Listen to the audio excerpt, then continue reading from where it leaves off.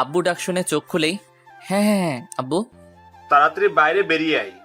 আমি আব্বুর কথাটা শোনার সাথে সাথে আব্বুর সামনে গিয়ে মাথা নিচু করে আছি। শালা এখনো চোখগুলো ঢুলঢুল করছে। আব্বু রেগে, এই যে লাট সাহেব, কটা বাজে খেয়াল আছে? এই তো আব্বু, মোটে এই সকাল 7টা বাজে। আব্বু আরো রেগে, বলছি 7টা নয়, এখানে বাজে 11টা। হায় আল্লাহ, এর মধ্যে 11টা কিভাবে বাজে? এদিকে আপু কাটা ঘায়ে নুনের চিটা দেওয়ার জন্য। সারা রাত যদি ফোন নিয়ে এটা ওটা করে, তাহলে তো বাবু সকাল সকাল ঘুম ভাঙবে কিভাবে শুনি? আমি আপুর দিকে তাকিয়ে, এই তুই চুপ করবি? আব্বু এতে আরো রেগে গিয়ে, অব্র, তোর দেখি দিন দিন আরো বেশি সাহস বেড়ে যাচ্ছে। বড়দের সাথে কিভাবে কথা বলতে হয় তুই জানিস না? তাড়াতাড়ি রেডি হয়ে বেরিয়ে আই, আমরা ওয়েট করছি তোর জন্য। এটা বলে ওরা সবাই চলে গেল। না, আর আব্বুকে ম্যানেজ করা গেল না। এবার কিছু বলতে গেলে আরো বকা দিবে। এর থেকে বেটার ওদের সাথে চলে যাওয়াটাই। আমি রেডি হয়ে বেরিয়ে এলাম। আম্মু আর আপু, অব্র, আজ তোকে হেব্বি সুন্দর লাগছে তো, কিন্তু পাঞ্জাবি পরলে আরো বেশি ভালো লাগতো। এই তোমরা বেশি বকো না তো, ভালো লাগে না। যা পড়েছি তাতেই খুশি থাকো। আপু এবার, যেটা সত্যি সেটাই তো বলছিলাম। এই দেখ আপু, কাটা খায় নুনের চিটা দেওয়ার অভ্যাসটা তোর এখনো গেল না, তাই না? আর হ্যাঁ, আমি কি বিয়ে করতে যাচ্ছি নাকি যে আমাকে পাঞ্জাবি পরতে হবে? হ্যাঁ ঠিকই, তুই বিয়ে করতে যাচ্ছিস না, তবে নিশ্চয়ই মেয়ে পটাতে যাচ্ছিস। আমি আম্মুর দিকে আঙুল তুলে, আম্মু একে থামাতে বলবে প্লিজ? আম্মু আমাদের ধমক দিয়ে, এই তোরা থামবি? লোকে দেখলে কি বলবে? তোরা এত বড় ছেলে মেয়ে এখনো সেই ঝগড়াটা গেল না। ওখানে গিয়ে একদম তোরা কাছাকাছি থাকবি না। আপু মুখ বাঁকিয়ে, ওর সাথে থাকতে আমার বইয়েই গেছে। আমিও সানগ্লাসটা চোখে নিয়ে, কুত্তাদের কাছে কখনো শেড থাকে না, বুঝছো আম্মু? আপু রেগে গিয়ে, আম্মু! এবার আমরা গাড়িতে রওনা দিলাম। ঠিক বিয়ে বাড়িতে এসে পৌঁছালাম। বাহ, বেশ, বাসাটা তো সাজিয়েছে। মিষ্টি মুখ করে যে যার মতো ঘুরতে লাগলো। শালা আমি একা, কিছু করার নেই। তাই আমি ভবঘুরের মতো এদিক ওদিক ঘুরছি। দূর আর ভালো লাগছে না, যাই একবার ছাদে।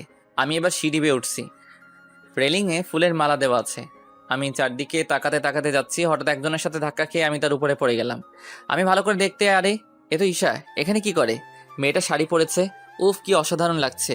ঈশা চোখ বন্ধ করে দিয়েছে পড়ার সাথে সাথেই। আমি এবার উঠে পড়লাম, কারণ চারিদিকে অনেক লোকজন আছে। ঈশা চোখ খুলতে আমার দিকে কটমট করে তাকিয়ে রইল। আমি ভয়ে ভয়ে, সরি আমি দেখিনি, আমি মাপ চাইছি। ঈশার রাগী লোকটা হঠাৎ চেঞ্জ হয়ে একটা মিষ্টি হাসি দিয়ে, ইটস ওকে, আমি ঠিক দেখিনি। ও আচ্ছা, তাহলে আসি। চলে যাওয়াটা বেটার, নয়তো ঈশা আবার কোনো কিছু নিয়ে সিন ক্রিয়েট করতে পারে। হেসেছে মানে এই নয় যে আমায় ছেড়ে দিয়েছে, হয়তো এখানে কিছু করতে চায় না। কিন্তু এই মেয়ে এখানে কি করে? তবে হয়তো কোনো আত্মীয়। আমি ছাদে গিয়ে দেখলাম অনেকগুলো মেয়ে একসাথে বসে গল্প করছে। আমি অত মেয়েকে একসাথে দেখে খুব লজ্জা পেয়ে গেলাম। আমি ওদের সাইড কাটিয়ে চলে যাচ্ছিলাম, ঠিক তখনই পিচ্ছি পণ্ডিত আপনি, তাই না? আমি সাথে সাথে পিছন ফিরে দেখলাম অনেকগুলো মেয়ে আমার দিকে তাকাচ্ছে। আমি লজ্জা পেয়ে, জি বলুন। সাথে একটা মেয়ে উঠে এসে, হাউ সুইট! আমি ভাবতে পারিনি আপনার সাথে আমার কখনো দেখা হবে। হাই, আমি তিশা। হ্যালো আমি। বলতে হবে না, জানি অফরনীল। ও গুড, তা আপনি কি করেন? তেমন কিছু না, ওই স্টাডি আর কি। আর আপনিও স্টাডি করেন জানি। আপু একটু হেসে, আপনি তো দেখি আমার মোটামুটি সব ইনফরমেশনই জানেন। মোটামুটি নয়, প্রায় সবটাই। তা এটা কি আপনার কোনো রিলেটিভের বাসা নাকি? জি না, তবে এটা আমারই বাসা। মানে? জি, যার বিয়ে হচ্ছে সে আমার ভাইয়া। ও মাই গড, আমি হলাম আপনার আব্বুর ফ্রেন্ডের ছেলে। ও, মিট মাই ফ্রেন্ড। সবার নাম বললো, সবাই হাই হ্যালো করলো। তার মাঝে আরও কিছু পাটিকা ছিল আমার গল্পের। তিশা আমাকে সবার মাঝে বসিয়ে দিল। খুব ভয় লাগছে। এখন সালে একসাথে এত মেয়ের মাঝে আমি, খুব লজ্জাও লাগছে। আপনারা বসেন, আমি একটু আসছি। রুমা নামের একটা মেয়ে। এটা তো হচ্ছে না পিচ্ছি পণ্ডিত মহাশয়, আপনাকে একটা গল্প আজ শোনাতেই হবে। আমি আবার আসছি তো। শালা একবার বের হতে পারলে বাঁচি। তখন থেকে এরা মাথা খেয়ে নিচ্ছে। গল্প শোনাও, শোনাতে বলো। কেন? উফ, মাইনাসে যেতে হবে তো। মেয়েগুলো সবই লজ্জা পেয়ে।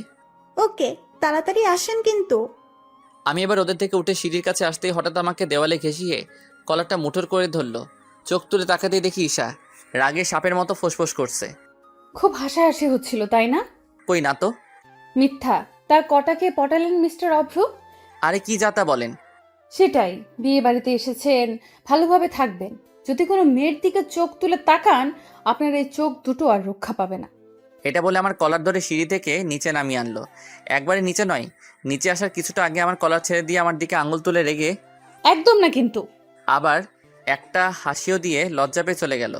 এরকম ব্যাপারে রহস্য কি? আমি কিছুই বুঝতে না পেরে সোজা ওই বাসা থেকে বাইরে বের হয়ে সামনে একটা চায়ের দোকানে গিয়ে বসলাম। চায়ের দোকানের সামনে দেখি তিশাদের বাসার ব্যালকনি। আমি চায়ের কাপটা হাতে নিয়ে চুমুক দিয়ে ওই ব্যালকনির দিকে তাকাতেই দেখি অনেক মেয়ের মাঝে ঈশা হাসাহাসি করছে। আমি তাকিয়ে ঈশার হাসিটাকে দেখছি। মেয়েটা একে তো শাড়ি পরেছে, তাতে এক কথায় অসাধারণ লাগছে। আবার ওর মায়াবী হাসিটাও যেন আমার অকৃষ্ট করছে। মেয়েটাকে আজ মনের চোখে প্রথম দেখছি। পুরাই আমার স্বপ্নের রাজ্যে কোনো এক রাজকুমারী, যাকে পেলে মনে হয় আমার জীবনের কোনো সুখের অভাব থাকবে না। একটা মিষ্টি মায়াবী মেয়ে, দেখতো মাশাআল্লাহ মেয়েটা। হঠাৎ ঈশার চোখ আমার দিকে পড়তেই হঠাৎ রেগে একটা ঘুষি দিল। আমি সাথে সাথে ওখান থেকে চোখ সরিয়ে আমি যেন ওদিকে তাকিয়েছিলাম না, ওরকম ভাব করছি। চায়ের দোকানে কিছুক্ষণ বসে মোবাইল টিপাটিপি করে তিশাদের বাসায় গেলাম। দেখি জামাই খুব হাসি খুশি। হ্যাঁ, সে তো থাকবেই বিয়েতে। সে তো আর জানে না আজ তার হালাল করা হবে। প্রায় দুপুর হতে চলল। আব্বু আম্মু কিংবা আপু কাউকে দেখতে পাচ্ছি না। সেই তখন আসার পর থেকে হঠাৎ আপু কল দিল আমায়। অব্র তুই কোথায়? এই তো, এই বাসার সাইডে। তুই বাসার গেটের কাছে আয়। কেন, কোনো প্রবলেম হলো নাকি? না, লাঞ্চ করবি না? ও আচ্ছা, আমি আসছি। এবার আমি আপুর সাথে খাবার খেতে গেলাম। আপু আর আমি পাশাপাশি বসে আছি, আর সামনের দুটো সিট খালি আছে। হঠাৎ ঈশা আর ওর সাথে অন্য একটা মেয়ে আমাদের সামনে এসে নীলিমা ম্যাম, বসতে পারি? আপু হেসে অবশ্যই বসো। ঈশা আমার সামনে বসলো, আর ওই মেয়েটা আপুর সামনে বসার পরেই মজা শুরু হলো। ঈশা মুচকি হাসছে আমার দিকে তাকিয়ে, আর নিচে ওর পা দিয়ে আমার পায়ে স্পর্শ করছে। ভাই রে, আমার তো খুব কাতুকুতু লাগছে। আমি পা যতবার সরাচ্ছি ততবার ঈশা আরও এগিয়ে আসছে। আপু কিছু একটা বুঝতে পেরে অব্র, এনি প্রবলেম? আমি মুখে খাবার নিয়েই না না না না, কোনো প্রবলেম নয়, তুই খা। ঈশা হালকা হেসে আপুর দিকে তাকিয়ে ম্যাম, আপনার ভাই এখনো সোজা হয়েছে নাকি আবার মেয়ে পটাচ্ছে? আপু হেসে হেসে ঈশা তুমি বাদ দাও, ওকে কি পছন্দ করবে শুনি। আমি আপুর দিকে তাকিয়ে, আপু বাড়াবাড়ি হচ্ছে কিন্তু। ঈশা আমার দিকে রাগী লুক দিয়ে চুপ। আমি ঈশার দিকে তাকাতেই আমি মাথা নিচু করে খাবার খাওয়া শুরু করলাম লক্ষ্মী ছেলের মতো। আপু আমাকে দেখে হাসছে, আর সাথে ঈশাও। আমি পুরো খাবার না খেয়েই ওখান থেকে উঠে চলে এলাম। কেন জানি না, ঈশার সামনে থাকতে কেমন একটা ফিল হচ্ছিল আমার। আমার উঠে চলে আসা দেখে ঈশাও উঠে চলে গেল। আমি হাত মুখ ধুয়ে বাসার পিছনে গেলাম।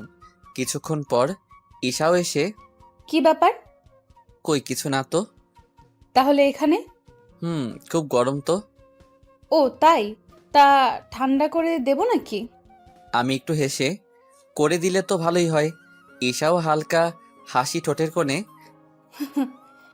ঈশা, আজ না তোমায় অপরূপ সুন্দর লাগছে শাড়িতে। এতক্ষণ মনে হচ্ছিল না, তুমি এখন বললে। এখন মনে হচ্ছে সত্যিই সুন্দর লাগছে তাহলে। তাই? হুম। তা ঈশা, একটা কথা বলবো? জি বলো। তুমি হাসলে না অনেক সুন্দর লাগে। যদি না কিছু মনে করো, এক টুকরো হাসবে। তাতে কি হবে শুনি? তাতে একজনের মনটা আরো খুশি হবে। তাই? এই শোনো না, বলো। আমি মজা করে আমার আম্মুর বৌমা হবে। ঈশা আমার দিকে আশ্চর্য হয়ে তাকিয়ে, মানে? আমার আম্মুর বৌমা হবে? না। ওকে, অন্য মেয়ে দেখবো তাহলে। এটা বলে আমি ঈশার থেকে দূরে চলে এলাম। ঈশা দেখি আমার দিকে একভাবে তাকিয়ে আছে। আমি আড়ালে গিয়ে ওকে একটু নোটিশ করলাম। বরের সাথে বিয়ে দিতে গিয়েছি তখন দেখি ঈশা আমার দিকে শুধু তাকাচ্ছে, আর গাল ফুলিয়ে তাকাচ্ছে, মাঝে মাঝে মুখটা বাঁকিয়ে। ঢং দেখলে বাঁচা যায় না। আমি বুঝতে পারছি মেয়েটা খুব রেগে আছে আমার উপর। অনেকক্ষণ একভাবে দাঁড়িয়ে আর মোটেও ভালো লাগছে না। তাই ওখান থেকে আমি বাইরে এসে মুখে একটা সিগারেট নিয়ে টান দিতে লাগলাম। সিগারেট শেষ করে আমি এবার ওই বাসার দিকে যাব। ঠিক তখনই ঈশা আমার রাস্তা আটকিয়ে, অপ্র, তোমার সাথে আমার কিছু কথা আছে। কি কথা? চলো বলছি। আরে বাবা, আমি এখন যেতে পারবো না। ঈশা আরো রেগে আমার জামার কলারটা ধরে বাসার একটা কোণে নিয়ে গিয়ে আমার দেওয়ালের সামনে দাঁড় করালো। কি হলো, এখানে নিয়ে এলে কেন? আমার ইচ্ছা। তা ঠিক আছে, কিন্তু আমার অনিচ্ছায় কেন আমায় এখানে নিয়ে এলে? কেন নিয়ে এলাম মানে? তোকে কি সব বলতে হবে নাকি? আমি এবার ঈশার উপর রেগে গেলাম খুব। তখন থেকে বকবক শুনেই যাচ্ছি। আমি চোখ রাঙিয়ে, ওই তোর ব্যাপার কি বলতো? ঈশা কিছুটা ভয় পেয়ে, কই কি ব্যাপার? তাহলে আমায় এভাবে একলা এখানে নিয়ে এলে কেন? এমনি। ধুর, টাইম নষ্ট শুধু শুধু। এবার আমি বরের কাছে চলে এলাম। আবারও দেখি ঈশা শুধু আমার দিকে তাকিয়ে আছে, আর আমার চোখ ওর দিকে পড়তেই ও চোখ সরিয়ে নিচ্ছে ভয়ে। কিছুদিন আমি ঈশার সাথে কোনো রকম কথাবার্তা বলিনি আর। আর যখন ওই মেয়ে আমার বাসায় আসে টিউশন পড়তে, তখন আমি বাইরে বের হয়ে যাই, তাই চাইলেও আর হয় না। একদিন আমি একটু তাড়াতাড়ি বাসায় চলে গেলাম। আপু একা আছে, আব্বু আম্মু বাইরে গেছে। আর আজ আপু টিউশন পড়ায় না। আমি বাসায় গিয়ে চিৎকার করে, ওই আপু পানি নিয়ে আয়। আপুর সাথে সাথে ওর রুম থেকে চিৎকার করে। ওই, এত চিৎকার করার কি আছে রে? চিৎকার করব না তো কি করব? চিৎকার করবি তো বাসায় একটা ভাবি নিয়ে আয়। আমিও দাঁত কেলিয়ে, সে তো আনবই তোর ননদকে। আমি জামাটা খুলে আপুর রুমের দিকে যেতেই, ভাইরে, আজ তো আমার পুরাই ইজ্জত মাটিতে মিশে গেল। আরে, ঈশা এখানে কি করে? ধুর ভাই। আমি তাড়াতাড়ি আমার দুটো হাত আড়ালে দিয়ে পুরো বুকটা ঢাকার চেষ্টা করলাম। আমি আমতা আমতা করে, আপু শোনো না একটা কথা। এবার আপু বাইরে বের হয়ে আসতেই, এই কুত্তি, বাসায় ওই মেয়ে কি করে এই ছুটির দিনে? Special class. তো আগে বলবি তো যে তোর স্টুডেন্ট আজ এসেছে। সেটা বললে তো আজ তোকে ওইভাবে তোর কঙ্কাল বডির দর্শন করাতে পারতাম না। আপু দেখ, মজা করবি না। ওলে বাবালে। এই আপু শোন না, বল। বলছি তুই একটু বাইরে বস না। কেন? ওই যে তোর স্টুডেন্ট, শালা ভয় লাগছে পুরো কথাটা আপুকে বলতে। কি স্টুডেন্ট? না মানে, মানে কি? তোর স্টুডেন্টকে আমি খুব পছন্দ করি, আর সেও করে, কিন্তু বলতে পারছি না। প্লিজ আপু, আমি ওর সাথে একটু একা টাইম দিতে চাই, প্লিজ প্লিজ। আপু হেসে হেসে হালকা কাশি দিয়ে, না, এসব হবে না। সাথে সাথে আমি আপুর পায়ে ধরে, প্লিজ আপু। এবার দেখি আপু ভাব দেখিয়ে, হতে পারে, তবে তুই কথা দে আজ থেকে কোনো কষ্ট দিবি না আমাকে। আর দেব না প্লিজ আপু। কান ধরে উঠবস কর। বাহ বাহ বাহ, শালা, এইভাবে প্রতিশোধ আমিও দেখে নিব রে আপুর বাচ্চা। আমি আপুর দিকে রাগী লুক দিয়েও হাসি মুখে কান ধরে উঠবস করছি, আর আপু আমাকে ভাব দেখিয়ে ভালো করে কর। অবশেষে কান ধরে উঠবস শেষ করে। আপু আমি এখন তাহলে যাই। দেখ, এবার আবার জুতা পেটা খাইস না যেন।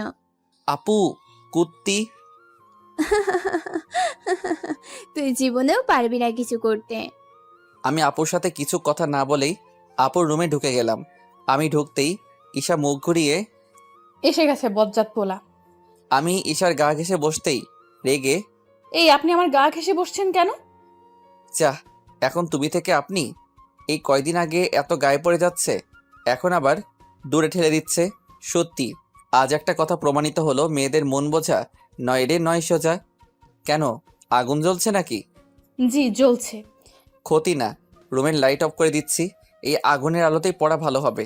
ঈশা আরও রেগে, এই যে মিস্টার, কে আপনি? উঠেন এখান থেকে। হুম, আমি উঠবো না। আজ তো আমি তোমাকে তুলে আজ উঠবো। তুলে মানে? পটিয়ে উঠবো। বাইরে ঈশা পুরো রাগে ফুলে যাচ্ছে আস্তে আস্তে। আমি মজা করে, আচ্ছা ঈশা, তুমি জানো কি, তুমি রাগলে তোমার গাল লাল হওয়ার রহস্য কি? কি রহস্য শুনি?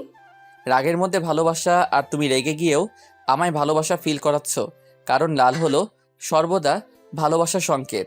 ঈশা এটা শুনে কিছুটা হালকা মুচকি হেসে, আমার তো কাজ নেই যে আপনাকে ভালোবাসা দেখাতে যাব। ভালোবাসা দেখাতে যাবে কেন? তুমি তো আমায় ভালোবাসো। ঈশা মাথা নিচু করে, না, আমি ভালোবাসি না। তাহলে আমি বাসি তোমায়। কোনো দরকার নেই। কিন্তু আমার তো দরকার আছে। তো তো মানে, জীবনে তোমার হাত ধরে চলতে চাই, তোমার সাথে আমার সব সুখ দুঃখ ভাগ করতে চাই। আমি পাশে পেয়ে সর্বদা বলবো, তুমি থাকলে সব কঠিনই আমার সহজ হয়ে আসে। নিবিড় অন্ধকারে বইয়ের মতো মোলাটে তোমায় আটকে রাখতে চাই, যাতে কেউ তোমায় না কেড়ে নিতে পারে। জীবনের প্রত্যেকটা আনন্দ ভাগ করে নিতে চাই। শত ঝগড়া হলেও তুমি অভিমান করলে তোমায় মানিয়ে নিতে চাই। আমার জীবনে তোমার হাসিটা সারা জীবনের মতো করে নিতে চাই। ওই রেগে গেলে মুখটা, মায়াবী মুখটা দেখার সারাটা জীবন অধিকার পেতে চাই। ভালোবাসি কিনা জানি না, তোমার জন্য মাঝে মাঝে আমার হৃদ মাজারটা কখনো কখনো কেঁপে ওঠে। আর তোমার একটা রঙিন ছবি আমার নিজের অজান্তেই এঁকে ফেলেছি। ঈশা আমার কথাগুলো শুনে কিছুটা থতমত খেয়ে আমার দিকে হা হয়ে তাকিয়ে রইল। মেয়েটার এতক্ষণ ঝগড়া করতে করতে পুরাই মুখটা ঘাম ভর্তি হয়ে গেছে। আমি রুমালটা বের করে ওর মুখটা হালকাভাবে মুছে দিলাম। ঈশা এখনো আমার দিকে তাকিয়ে আছে। ঈশার আমি বাম হাতটা ধরতেই ঈশা ওর দুটো চোখ বন্ধ করে দিল। আমি ওর গালে পড়া চুলগুলো সরিয়ে দিয়ে ওর গালে হাত রেখে আমার ফেসটা ওর ফেসের সামনে নিয়ে যেতেই ঈশার শ্বাস প্রশ্বাস বেড়ে গেল। মেয়েটার প্রতিটা গরম শ্বাস আমার মুখের উপর পড়ছে। আমি আরো কাছে নিয়ে গেলাম। ঈশা আমার হাত আরো জোরে এবার নিজে চেপে ধরলো। আমি ঈশাকে এবার একটা কিস করতে যাব, ঠিক তখনই হুম, অনেক হয়েছে, এবার বাইরে যা। ভাইরে, আমি আপুকে দেখে পুরাই লজ্জায় লাল হয়ে গেছি। আর ঈশাও মাথা নিচু করে আছে। আপুও অবশ্য অন্যদিকে তাকিয়ে আছে। আমি আর কোনো কিছু কথা না বলে মাথা নিচু করে আপুর সামনে দিয়ে চলে এলাম। আমি বাইরে এসে বসে আছি, কিন্তু মন মানতে চাইছে না। শুধু মেয়েটাকে দেখতে মন চাইছে। তবু কিছু করার নেই। রাতে ডিনার কমপ্লিট করে গেম খেলছি। আজ তাড়াতাড়ি ঘুম পাচ্ছে। এখন বাজে 11:30। গেম অফ করে আমি ঘুমিয়ে পড়লাম। কিছুক্ষণ পর ফোনটা বেজে উঠল। আমি ফোন রিসিভ করে ঘুমের ঘোরে হ্যালো, কে? তখনই ওই পাশ থেকে একটা মিষ্টি মেয়ের আওয়াজ ভেসে এলো আর বলল, হ্যাপি বার্থডে আমার কুচুপুচুটা। চাস শালা। আমি তো পুরাই ঘাবড়ে গেলাম। আমি আবার কবেকার কুচুপুচু হলাম? হয়তো অন্য কাউকে ফোন দিতে গিয়ে আমায় ফোন দিয়েছে। শালা ঘুমের 12টা বাজিয়ে দিল মাইরি। ও হ্যালো, আমি কারোর কুচুপুচু না, রং নাম্বার। এটা বলে ফোন রেখে দিলাম। আবার সাথে সাথে ফোন দিল। নিশ্চয়ই ওই মেয়েটা। আমি ফোনটা তুলে রেগে, ওই বললাম না রং নাম্বার এটা। হ্যাপি বার্থডে আমার কুত্তা ভাই, অনেক ভালো থাকিস ভাই। আর সব ফাইজলামিগুলা অফ করিস। আল্লাহর কাছে দোয়া করি এবার যেন মাইয়ার জুতা খাওয়া বন্ধ করে একটা মাইয়া তুলতে পারিস। এই কে আপনি? ওই কুত্তা, আমি তোর আপু। আজ 23শে আগস্ট, তোর বার্থডে। তুই কিভাবে ভুলে গেলি? এটা শুনতে আমি শক। ও মাই গড, আমার শুভ পয়দা দিবস! হায় আল্লাহ, এত শোকের দিনটা আমি কিভাবে ভুলে গেলাম। তার মানে ওই মেয়েটা কে ছিল? ঈশা নাকি? আমি সাথে সাথে হ্যাঁ হ্যাঁ হ্যাঁ, ধন্যবাদ ধন্যবাদ। ফোন রাখ আর গিফট রেডি রাখিস।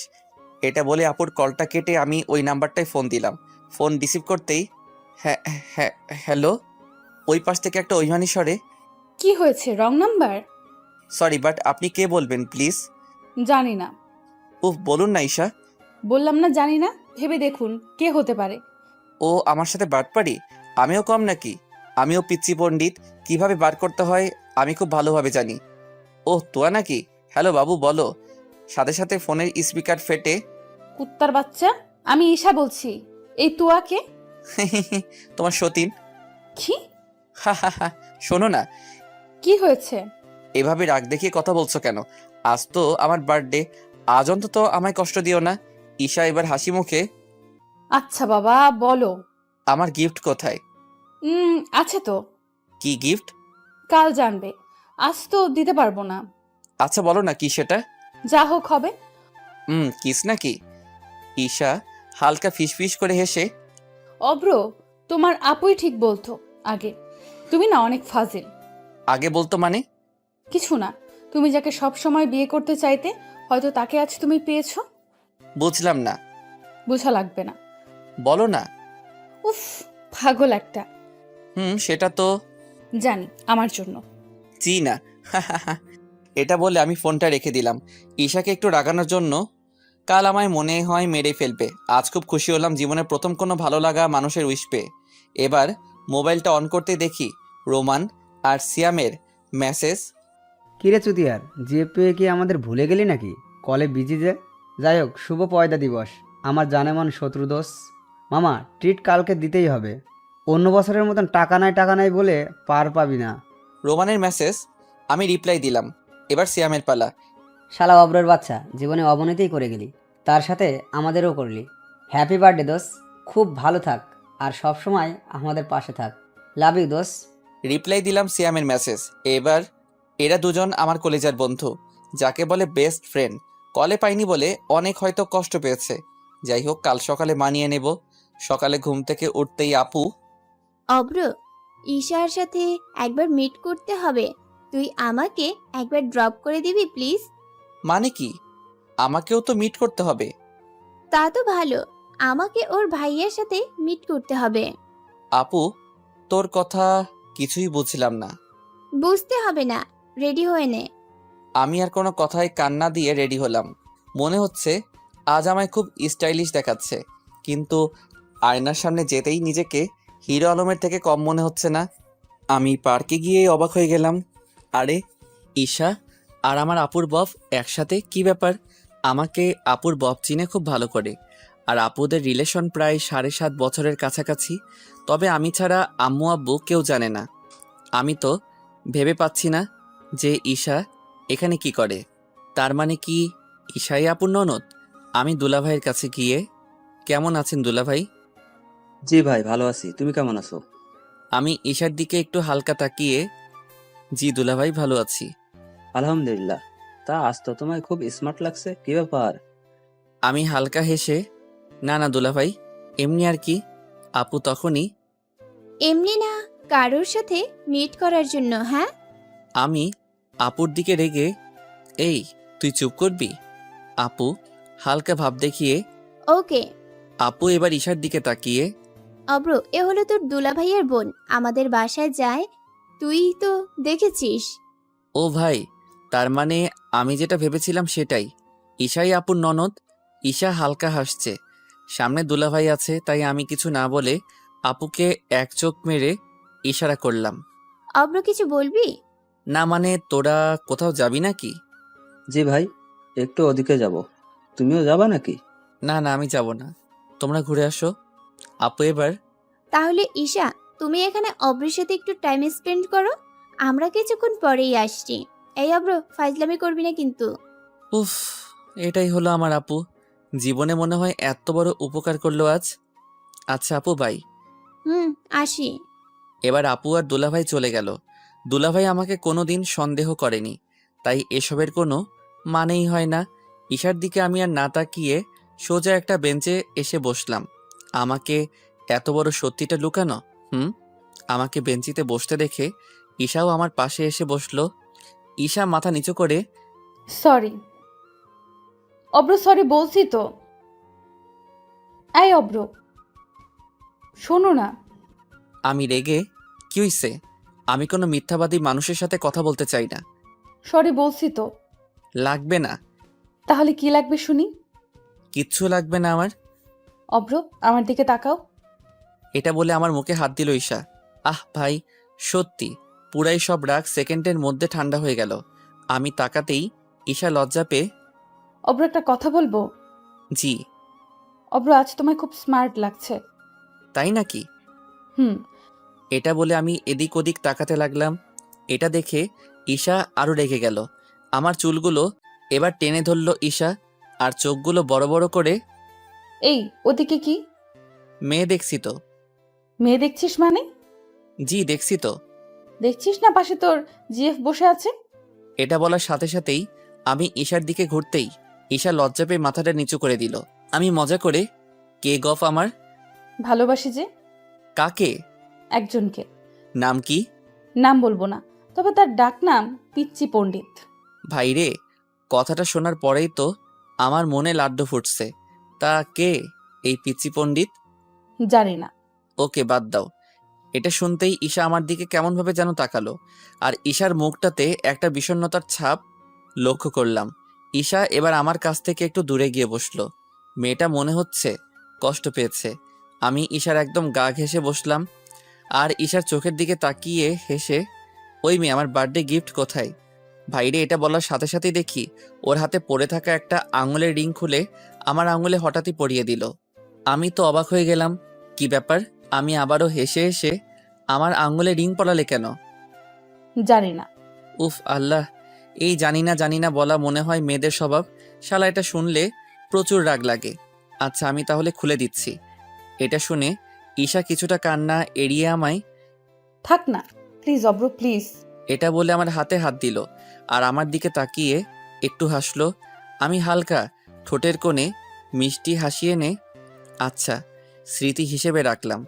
ঈশা আমার দিকে কেমনভাবে তাকিয়ে আছে, যেন ওর মুখ অনেক কিছু বলতে চাইছে, ওকে ওর মন বাধা দিচ্ছে, তাই বলতে দিচ্ছে না। অবশ্য আমিও আজ ঈশাকে আমার মনের কথা জানাতে এসেছিলাম, বাট আমি জানাবো না।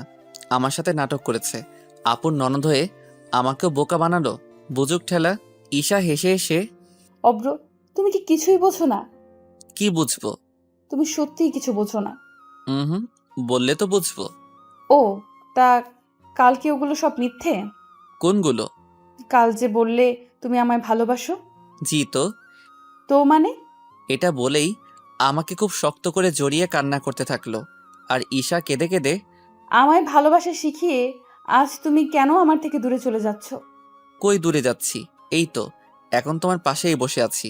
অব্র, তুমি আমার মনকে ডিস্টার্ব করে এখন তুমি কেন আমার সাথে এমন খেলা করছো?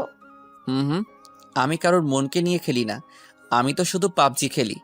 ভাইরে, আমারও খুব কষ্ট হচ্ছে ঈশাকে দেখে, কিন্তু না, আমি তখন মানবো না। পাক কষ্ট বুঝুক, আমার সাথে এমন গেম খেলা। প্লিজ অব্র, তুমি এমন কথা কেন বলছো? আমি যে কষ্ট পাচ্ছি। কেন, কেউ ধোকা দিয়েছে নাকি? ঈশা এবার রেগেও যাচ্ছে, আর কান্নাও আস্তে আস্তে বেড়েই চলেছে। এবার আমার পিঠে একটা চিমটি কেটে, এই কুত্তা বল, আমি তোমাকে ভালোবাসি। আমি চিমটির জ্বালায় করছি। জোর জবরদস্তি নাকি এসব? ঈশা কান্না করছে মনে হয় না, এখন কষ্ট পেয়ে না রেগে কান্না করছে। আবারও একটা চিমটি কাটলো। বলবি কিনা? উফ আল্লাহ, এই চিমটি থেকে বাঁচতে। বলছি, আমি তোমাকে ভালোবাসি। আমি অনেক ভালোবাসি তোমায়। আমি এবার ঈশাকে ছাড়িয়ে, আমিও তো তোমায় অনেক ভালোবাসি, লাভ ইউ পাবজি। আচ্ছা। আমি ঈশার দুটো হাত ধরে, কি আচ্ছা? যাও পাবজি নিয়ে থাকো। আচ্ছা। এটা বলে আমি পকেট থেকে মোবাইলটা বের করতেই শালা ঈগল পাখির মতো ছো মেরে আমার মোবাইলটা হাত থেকে কেড়ে নিয়ে আমার কোলে উঠে পড়ল। ও ভাই, খুব লজ্জা লাগছে। পুরো পার্কে অনেক লোকজন। ঈশা আমার শার্টটা জোরে টেনে ধরে আমার গলায় দুটো হাত রেখে, ওয়েট, তোর পাবজি এর 12টা বাজাচ্ছি। মানে, আমার সামনে ফোনটা নামালো। আমি ফোনটা নেওয়ার চেষ্টা করলে ঈশা আমার চোখের দিকে একবার তাকিয়ে একটা মিষ্টি করে হাসি দিল। ভাইরে, আমি তো ক্রাশ খেয়ে গেলাম, গালে টোল পড়ছে। উফ আল্লাহ, এর মধ্যে আমি লক্ষ্য করলাম হাই আমার 1.9 জিবির পাবজি আনইনস্টল হচ্ছে। আমি এবার রেগে গিয়ে ফোনটা ঈশার থেকে কেড়ে নিয়ে, এই মাইয়া, কোল থেকে ওঠ। ঈশা ভয়ে উঠে গেল।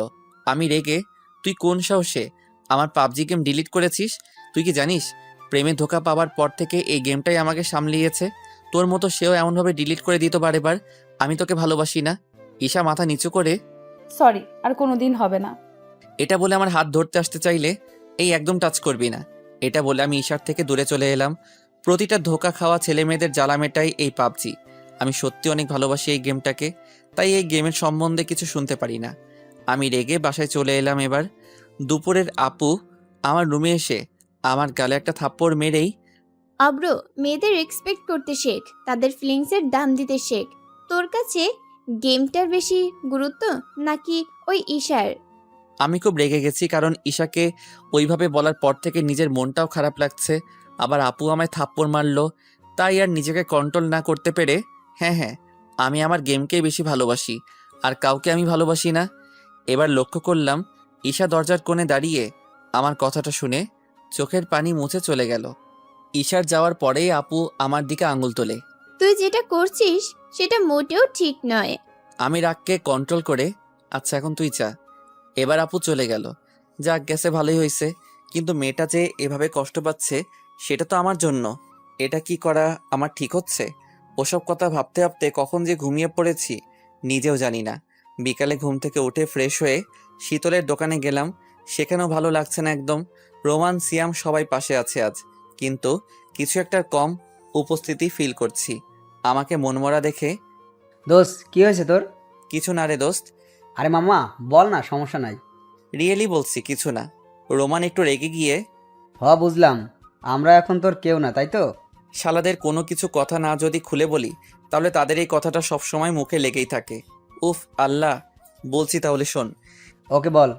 এবার আমি পুরো ঘটনাটা বললাম। তারা এতক্ষণ মন দিয়ে শুনলো। যখনই পাবজি এর কথা এলো তখনই ওরা আমায় বুকে জড়িয়ে নিয়ে ভাই তুমি গেমের মান সম্মান বাঁচিয়েছো। অব্র, তুই যেটা বলছিস সেটা সত্যি ঠিক না। ওই মেয়েটা সত্যিই তোকে রিয়েল লাভ করে। কি জানি। আচ্ছা বাদ দে, তোর একটা যাবে আর একটা আসবে তো। হ্যাঁ রে শালা, তোর মতো আর কি একটাই হয় না, সবসময় আরো 2-3টা নিয়ে ঘুরতে হবে। এই দেখ অব্র, যা তা বকবি না। ও তাই তো। তা কাল কার সাথে ফোনে কথা বলছিলি শুনি? কই? কই মানে? কাল বিজি বলছিল কেন? আরে ওই আর কি, একটা ফ্রেন্ড। সিয়াম রোমানের মাথায় একটা থাপ্পড় মেরে হ্যাঁ, কেমন ফ্রেন্ড সেটা আমরা ভালোভাবে জানি। সবাই হাসাহাসি করছে, কিন্তু আমি হাসতে পারছি না, মন মানতে চাইছে না। আর মনে হচ্ছে ঈশাকেই আমার লাইফে সব থেকে বেশি গুরুত্ব। আমি ওদের বাই বলে বের হলাম ঈশার সাথে মিট করার জন্য। আমি ঈশাদের বাসার সামনে গিয়ে ঈশাকে কল দিলাম। হ্যালো। কি জন্য ফোন দিয়েছো? ফোন দেওয়ার জন্য বুঝি কারণ লাগে? সেটা লাগে না, তবে তোমার তো লাগে। তুমি বাইরে আসো। না, যেতে পারবো না। ওকে তাহলে আমি আসি। ওই ওই ওই, আমি আসছি, ওয়েট। মেয়েটা সত্যি পাগল। বাসার সামনে এসে আমার সামনে দাঁড়ালো। মেয়েটার মায়াবী মুখটা পুরাই কেমন বিষণ্ণতার ছাপে ভরে গেছে, চোখগুলো পুরো লাল হয়ে গেছে। বাসায় কেউ আছে নাকি? জি না, কেউ নাই। কই গেছে? এই একটু আগে ভাইয়া বাজারে গেল, আর আম্মু আব্বু তো রিলেটিভসের বাসায়। তো চলো রুমে। এই কথাটা শুনে ঈশা কিছুটা চমকে গেল। কি হলো, চলো। না মানে রুমে কেন? কাজ আছে। না, আমি পারবো না। মেয়েটার মুখে এখন ভয়ের ছাপ লক্ষ্য করছি। কথাবার্তা কি এই বাইরে দাঁড়িয়ে বলবো নাকি? এটা শুনতেই ঈশা মুচকি হেসে আচ্ছা চলো। রুমে গিয়ে আমি বসে আছি ঈশার দিকে তাকিয়ে। ওকে নিয়ে আমার মনের মধ্যে থাকা জমা কথাগুলো আমি বলতে পারছি না। আর ঈশাও মাথা নিচু করে আমার সামনে বসে আছে। দুজন দুজনের দিকে তাকাচ্ছি। আমি এবার ঈশার পাশে বসে পকেট থেকে মোবাইলটা বের করে ঘাঁটতেই থাকলাম। কিছু বলতে পারছি না। বুকের বাম পাশটা চিনচিন করছে। যদি ঈশা না বলে দেয় তাহলে এই ধাক্কা আমি সহ্য করব কিভাবে? ঈশা আমার দিকে তাকিয়ে অব্রব, কিছু বলবা? হ্যাঁ হ্যাঁ হ্যাঁ বলছি। মোবাইলের চার্জার হবে? ধুর, আমি কি যাতা বলছি ভয়ে। জি, ওয়েট, আনছি। ঈশা চলে যেতেই নিজেই নিজের মাথায় ঢুকে অব্র কি যাতা তুই বলছিস। ঈশা আমাকে চার্জার এগিয়ে দিল। আমি ওর সামনে দাঁড়িয়ে হাত বাড়াতেই আমাকে চার্জার এগিয়ে দিল। আমি চারদিকে তাকিয়ে দেখলাম মেঘ আস্তে আস্তে কালো হয়ে আসছে। শালা এটা পাবজি খেলা, মাথা শুধু চার্জার খুঁজতেই জানে, প্রেমের কথা বলতে জানে না। ফোনটা চার্জে বসিয়ে আমি ঈশার পাশে বসলাম। হঠাৎ বৃষ্টি শুরু হয়ে গেল, আর সাথে বজ্রঘাত। ঈশা কানে হাত দিয়ে ভয়ে ভয়ে বসে আছে। হঠাৎ একটা জোর বাস পড়তেই ঈশা চিৎকার করে ও মা গো, বাঁচাও। এটা বলে আমাকে জোর করে চেপে ধরলো। ঈশা থরথর করে কাঁপছে ভয়ে। আমি আছি, কিছু হবে না, ছাড়ো আমায়। না না, ভয় করছে, প্লিজ ছাড়ো না আমায়। এটা বলেই ঈশা আমার দিকে তাকিয়ে লজ্জা পেয়ে গেল, আবার আমার বুকেতে মাথা লুকিয়ে নিল। যত বেশি করে বাজ পড়ছে তত ঈশা ভয়ে আমায় আরও চেপে ধরছে। আমিও ঈশাকে খুব জোরে চেপে ধরছি। আমি ঈশাকে আবার ছাড়াতে চাইলে বলছি না আমাকে ছাড়বা না? যদি সারা জীবনে এভাবে ধরে রাখি তবুও ছাড়তে বলবি না বুঝি? এটা শুনতেই ঈশা আমাকে আরো জোরে চেপে ধরে আমার বুকে আরো মাথাটা গুজে গিয়ে বলবো না। ঈশা এবার আমার মুখের দিকে তাকাতেই ওর মুখে একটা বিদ্যুৎ চমকানোর আলো পড়তেই আমি আমার হাত ওর মুখে ঢেকে দিতেই ঈশা হেসে ভয় করো না, কিচ্ছু হবে না আমার। সত্যি আমি ভয় পেয়ে গিয়েছিলাম। একটা মানুষকে হারানোর ভয় তো তখনই হয় যখন মন তাকে পুরোপুরি মেনে নেয়। কেন? তুমি আজ পাশে আছো তাই। তাই? হুম। ঈশা, আমি তোমায় ভালোবাসি। এটা শুনে মেয়েটা পুরাই আত্মহারা হয়ে গিয়ে খুশিতে সত্যি? আমিও ভালোবাসি। আবার একটা বাজ পড়তেই ঈশা আমায় চেপে ধরতেই হাই লাগে 440 ভোল্ট। আমি ঈশার কোমরে হাত দিতেই ঈশা কিছুটা ঘাবড়ে গিয়ে অব্র, ভয় করছে এখন খুব। কেন? জানি না তো। বুঝলাম বাজ পড়ছে বলে। হুম, ওই জন্য না। তবে ঈশার কোমরে হাত দিয়েছি তার জন্য বলছে আমি শিওর। জানি না। আমি ঈশাকে কোলে তুলে এবার ওর বিছানায় তুলতেই ইলেকট্রিক চলে গেল। পুরো বাসা এখন অন্ধকার। ও আমায় ছাড়িয়ে ওয়েট, এমার্জেন্সি আনছি। আমি মুচকি এসে দূর পাগলি, কাজ তো ফ্ল্যাশ লাইটে হয়ে যাবে। ঈশা কিছু বুঝতে না পেরে মানে? বুঝতে হবে না, কাছে আসো তো। আমি এটা বলেই আমি ওকে বিছানায় ফেলে আমি ওর উপর চেপে গেলাম। অন্ধকারে কিছুই দেখতে পাচ্ছি না, তবুও এখন যা খুশি দুষ্টামি করতে পারি আমি। আস্তে আস্তে আমার বাম হাতটা ঈশার পেটের উপর রাখতেই ঈশা লজ্জা পেয়ে মনে হয় আমার হাতটা চেপে ধরে। এই ফাজিল, ছাড়ো। না ছাড়বো না। ছাড়ো না, কাতুকুতু লাগে। ওকে, তাহলে আর একটু নিচে হাত নিয়ে যাই। ঈশারও লজ্জা পেয়ে কুত্তা বিলাই হারামি, আজ মারবো কিন্তু তোমায়। মারাও তো সহজ আর কি। দেখবা? এটা বলেই উল্টে ঈশা আমার উপর চেপে আমার শার্টের বোতাম খুলতে লাগলো। এই ইজ্জত নিবা নাকি? নিব তো। আমি তো শুনেছি শুধু ছেলেরা ইজ্জত নিতে পারে। কেন, মেয়েরা পারে না বুঝি? কি জানি, তবে আমি ইজ্জত হানি করতে পারবো না। আমার ইজ্জত অনেক দাম কিন্তু। ঈশা আমার দুটো হাত চেপে ধরে আমার বুকে মাথা রাখে। ওই কুত্তা, এই জায়গাটা আমার নামে আজ থেকে রেজিস্ট্রি করে রাখলাম। অন্য কেউ পেলে কিন্তু খবর আছে। তাই? জি, আর হ্যাঁ, অন্য মেয়ের দিকে তাকানো তো দূরের কথা, নামও যদি আনিস তোকে মেরে ফেলবো। এই তুই তুকারি কেন? যা খুশি করব। আইসে যা খুশি করার, দাঁড়া দেখাচ্ছি মজা। আমি ঈশাকে আমার নিচে ফেলে আমি ওর পেটে হাত দিয়ে এই জায়গাটা আজ থেকে রেজিস্ট্রি করে রাখলাম। এই জায়গাটাতে আমাদের দুজনের ফসল উৎপাদিত হবে। কুত্তা, তোর মুখে বুঝি কিছুই আটকায় না? না, এই চলো না আজ একটু রোমান্স করি। পিচ্ছি পণ্ডিত আবার রোমান্টিক হবে আজ? তো সমস্যা কি? জি জনাব, সমস্যা আছে। কি সমস্যা? যদি কিছু হয়ে যায়? কি হবে? জানি না। কেন জানো না? আমি এবার ঈশাকে একটা কিস করলাম। ঈশা আমাকে ঝাপটে ধরে নিল যেন আমায় ওর বুকের সাথে আমায় পিষে মারতে চায়। আমি খালি গায়ে আছি, ঈশা ওর নখ দিয়ে আমাকে খামচে ধরেছে আর মাঝে মাঝে হেসে বলছে, কুত্তা, যদি ছেড়ে যাও না তোমার খবর আছে। আমিও মজা করে বললাম জমিতে চাষ করতে দাও, তাহলেই যাব না। ঈশা আবারও আমার বুকে কিল ঘুষি মারতে লাগলো। বাইরে এখনো ঝমঝম বৃষ্টি পড়ছে। ঈশা কেমন আস্তে আস্তে গরম হয়ে আসছে, আমায় আরো জোরে চেপে ধরেছে। ওর শরীর থেকে এখন যেন কেমন আলাদা কেমন ফিলিংস আসছে। আমার পায়ের উপর ওর পা ঘষাঘষি করছে। পরের দিন সকালে ঘুম থেকে উঠে রুমের বাইরে যেতেই দেখি সবাই আমাকে নিয়ে বিভিন্ন রকম সমালোচনা করছে। আমাকে দেখে সবাই মুখ ঘুরিয়ে নিল, কেবলমাত্র আপু ছাড়া। আমি সবার কাছে গিয়ে, কি হয়েছে আম্মু? আব্বু আমার দিকে ঘৃণার চোখে তাকিয়ে রইল। আম্মুও কোনো জবাব দিল না। আমি আম্মুর হাতে হাত রেখে, আম্মু কি হয়েছে খুলে বলবে তো? কারোর কি কিছু হয়ে গেছে না কেউ মারা গেছে? তোমরা এইভাবে বসে আছো যে? এই কথা শুনতেই আম্মুর চোখ থেকে টপ টপ পানি পড়তে লাগলো।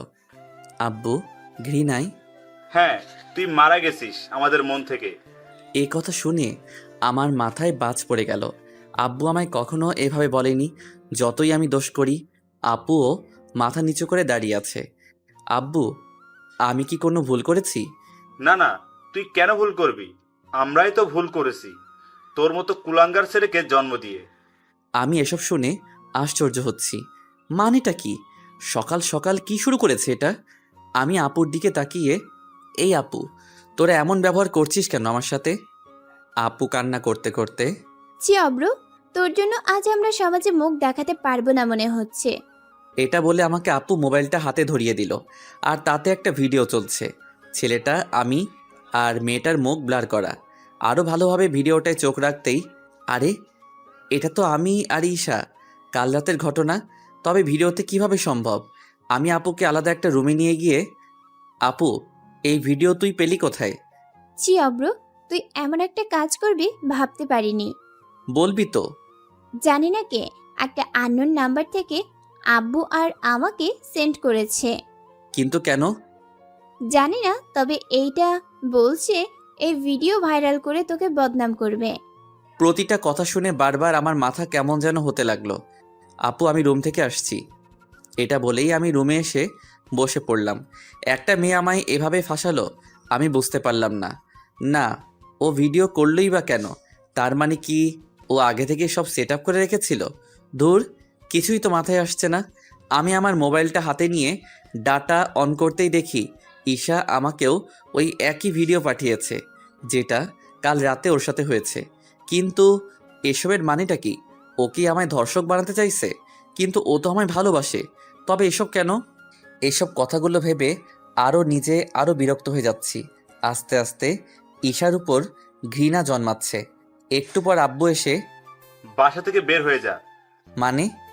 সি অব্র, সি, তুই এজন্যই সেদিন বিয়ে বাড়িতে যেতে চাইছিলি না, যাতে বাসা ফাঁকা থাকে আর তুই সেই সুযোগ নিস। সি, এখনই আমার বাসা থেকে বাইরে বের হ। আব্বু তুমি ভুল বুঝছো। হ্যাঁ তা বুঝলাম, কিন্তু যেটা বর্তমানে ঘটেছে ভাবতে পারিনি আমার পোলা এমন কাণ্ড করবে? আব্বু তেমন কিছু হয়নি। আব্বু রেগে গিয়ে আমায় রুম থেকে তুলে বাসার বাইরে ঘাড় ধাক্কা দিয়ে বাইরে বের করে দিল।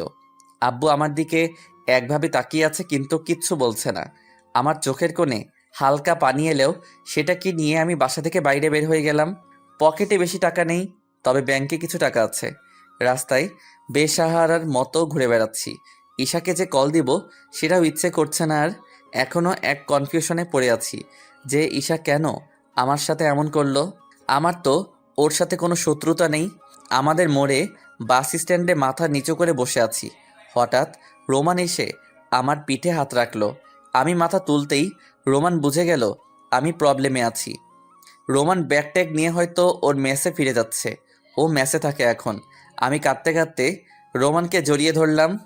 বেস্ট ফ্রেন্ড মানেই তাকে পুরোটা জানানো। বেস্ট ফ্রেন্ড মানেই তাকে জড়িয়ে ধরে কান্না করা। বেস্ট ফ্রেন্ড মানেই তাকে সব কথা শেয়ার করা। রোমান আমার চোখ দুটো মুছে দিয়ে, কি হয়েছে দোষ? আমায় বল। কিছু না। প্লিজ বল না। আমায় বাসা থেকে বাইরে বের করে দিছে আজ। মনে হয় না আব্বু আম্মু কোনোদিন ক্ষমা করবে বলে। মানে ক্ষমা মানে কি? এই বেটা, ক্ষমা মানে বুঝিয়ে বল। দোস্ত, আমায় খারাপ প্রমাণিত করছে কেউ। কি বলিস? কে সে? আমি পুরো ঘটনাটা খুলে বলতেই রোমান একটা দীর্ঘশ্বাস নিয়ে, চল দোষ, তুই আজ থেকে আমার সাথে থাকবি। আর তোকে যে এভাবে বদনাম করেছে তাকে আমি ছাড়বো না। চল তুই আমার সাথে। না দোস্ত, আমি তোর সাথে থাকবো না। থাকবি না মানে? তুই কি এখন গাছের নিচে দিন কাটাবি নাকি? আর খাবার না খেয়ে সারাদিন পানি খেয়ে থাকবি নাকি? ওসব ফিল্মেই মানায়, বাস্তবে না। তাও ঠিক দোস্ত। এবার রোমান আর আমি রোমানের ম্যাসে গেলাম। ও একা একটা রুমে থাকে। আমি ম্যাসে গিয়ে মাথা নিচু করে বসে আছি। রোমান এসে, এই জন্যই বলেছিলাম অব্র প্রেম ভালোবাসায় বিশ্বাস করিস না। শালা ধোকা খেয়েও আবার ধোকার জালে পড়তে গিয়েছিস, আর পড়েও গিয়েছিস। আমি একটু রেগে, এই তুই বন্ধ করবি তোর ভাঙা রেডিওর গান? বলে রাখলাম, এই রেডিওর গানই একদিন ভালো লাগবে। নাই মামার থেকে কানা মামার অনেক কদর বেশি, সেটা সময় আসলেই বুঝবি। আমি রোমানের কথা কানে না নিয়ে সোজা ওয়াশরুমে গিয়ে নিজের মুখটাকে বারবার দেখতে লাগলাম। শালা, এই ছেলেটা যাকে তাকে বিশ্বাস করে নাই। একভাবে আয়নার দিকে তাকিয়ে রইলাম। মাথা পুরো গরম আগুন। আমি এবার ঈশাকে ফোন দিলাম। দেখলাম তুললো না। আবার দিলাম, তবুও তুললো না। আবার ফোন দিলাম। ঈশা রিসিভ করতেই আমার বুকের বাম পাশটা কেমন যেন বারবার ধুক ধুক করতে লাগলো। আমি বুকটায় হাত দিয়ে আর এক হাতে ফোনটা কানে নিয়ে দাঁড়িয়ে রইলাম। আর চোখের কোণ থেকে একটা একটা করে পানির ফোঁটা পড়তে লাগলো। ঈশা হাসতে লাগলো। ও হয়তো জানে না এই পরিস্থিতিতে ওর হাসি আমায় কতটা কষ্ট দিচ্ছে। আমি নীরবে কান্না করেই যাচ্ছি আর ঈশা ওপাশ থেকে হাসছে। আমি এবার নিজের মনকে শক্ত করে, ঈশা, তুমি এমন করার মানে কি? এমন মানে কেমন? ঈশা, এখন কোনো ফান হচ্ছে না, তাই হাসি মজা ভেবেও কথা উড়াবে না প্লিজ। তাই? আমি আরও রেগে চিৎকার করে, শাট আপ। ঈশা আবারও হেসে, তুমি ভেবেছিলে তুমি আমায় কষ্ট দিয়ে পার পেয়ে যাবে। যেদিন আমি শুনেছিলাম আমার থেকে প্রিয় তোমার ওই গেম, সেদিনই আমি ভেবে নিয়েছি তোমার সাথে গেম খেলা সম্ভব, কিন্তু ভালোবাসা সম্ভব নয়। প্রতিটা দিক তোমায় নিয়ে গেম খেলবো, খেলতে না চাইলে জোর করে খেলাবো। শুধুমাত্র এখন আপু আর আব্বুর কাছে ভিডিও গেছে, বেশি বাড়াবাড়ি করলে তোমার প্রত্যেকটা চেনা জানা মানুষের কাছে পাঠিয়ে দেবো। তার মানে ঈশা আমার উপর প্রতিশোধ নিচ্ছে। আমার আস্তে আস্তে গলার স্বর বসে যাচ্ছে। আমি কোনো কথা বলতে পারবো না মনে হচ্ছে। ওয়াশরুমের এক কোণে বসে গেলাম। তবুও ঈশার সাথে কথা বলার ট্রাই করলাম।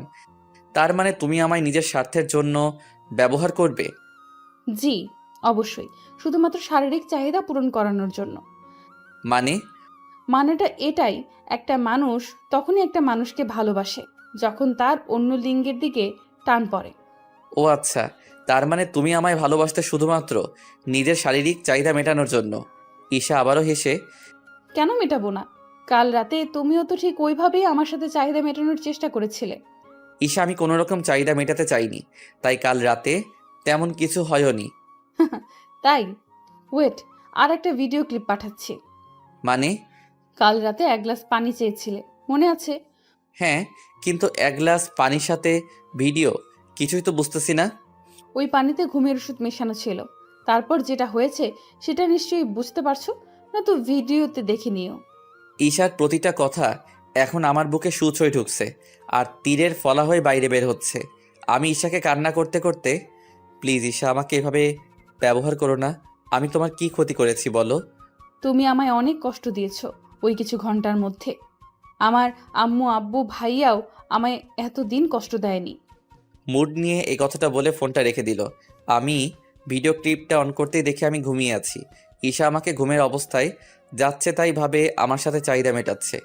ঈশা আমার উপরে চেপে আছে। আমার এখন কিছু করার নেই, কারণ আমি কিছু করতে গেলে যদি ঈশা আবার জানতে পেরে আরও মানুষকে শেয়ার করে দেয়। আমি নিজেই আমার মাথার চুল ধরে কান্না করতে থাকলাম। আয়নায় নিজের মুখটা দেখে আয়নায় থুতু ছুঁড়ে, দেখো অব্র, বিশ্বাস হলো তো পৃথিবী এখন কেমন? পৃথিবী গোল, তেমনই সবার মন গোল। কার মন কোন দিকে কখন ঘুরে যাবে বুঝতেই পারবি না। কিছুক্ষণ পর রোমান আমায় ডাক দিল। আমি বাইরে বের হলাম এমনভাবে যেন আমার সাথে এখন কিছুই হয়নি। কিরে, এত লেট হলো কেন? কিছু না দোস্ত, ও একটু সিগারেট। হ্যাঁ ভাই, এরকম মিথ্যা মুখে হাসি নিয়ে পৃথিবীতে কত যুবক যুবতী যে তাদের দিন পার করছে সেটা তারা ছাড়া কেউ জানে না। মনে হাজারো ব্যথা, তবুও মুখে হাসি। হ্যাঁ, এটাই তো আসল জীবন। রাত এখন 1টা বাজে। হঠাৎ ঈশার কল। আমি রিসিভ করলাম না।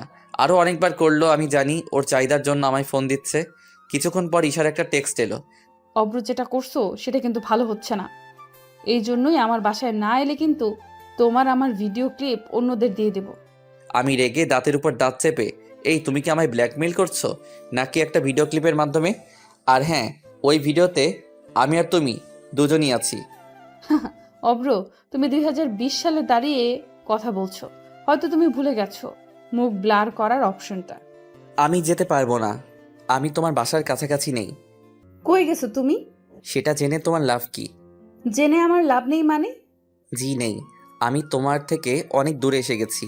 আমি আর ফিরতেও চাই না। ও তাই? তবে মনে আছে তো ভিডিও ক্লিপের কথাটা? জি। কোনো বাহানা না করে সরাসরি আমার বাসায় এসো। আমি নিরুপায় হয়ে ম্যাসে থাকা একটা বাইক নিয়ে রওনা হলাম। রোমান প্রথমে কিছুটা রাগারাগি করলেও ওকে শান্ত করে বের হলাম। আমি ঈশার বাসায় গিয়ে দাঁড়িয়ে আছি। দরজায় না নক করেই ভাবছি আমি কি করতেই বাসায় এলাম। না আসাটাই বেটার ছিল।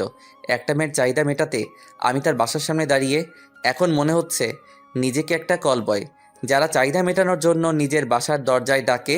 আমার কিছু করার নেই। নিজেকে যে দোষমুক্ত করব তার উপায় নেই।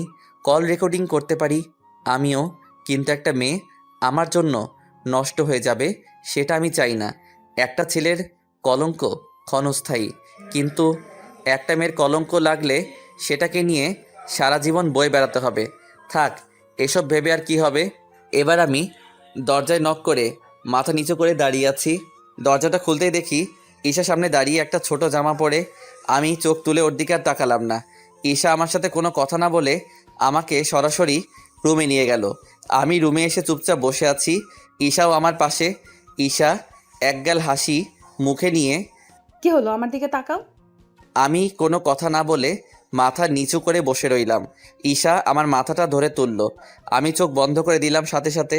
ঈশা আমার মাথাটা ওর বুকে রেখে, অব্র, তুমি খুব বড় ভুল করে ফেলেছো। আমি কোনো দিন কষ্ট পাইনি, আর তোমার কষ্ট কিভাবে সইব বলো?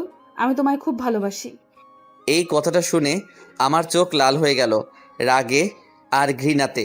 আমি মিষ্টি হেসে, তাই তুমি এখনো ভালোবাসো তাই না?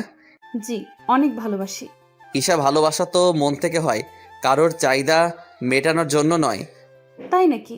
তা যারা একে অপরকে ভালোবাসে তারা নিজস্ব চাহিদা মেটায় না?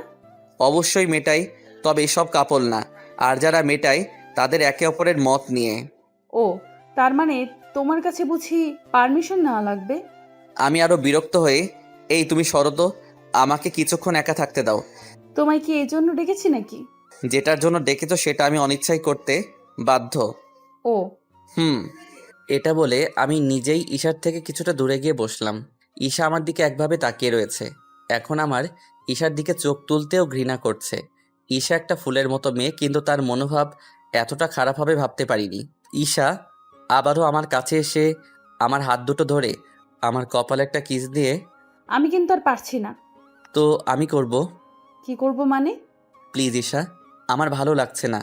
ঈশা হেসে, পারবো না বললে কিভাবে হবে বলো? ফুলের মধু খাওয়ার জন্য মৌমাছিকে দরকার, তাই না?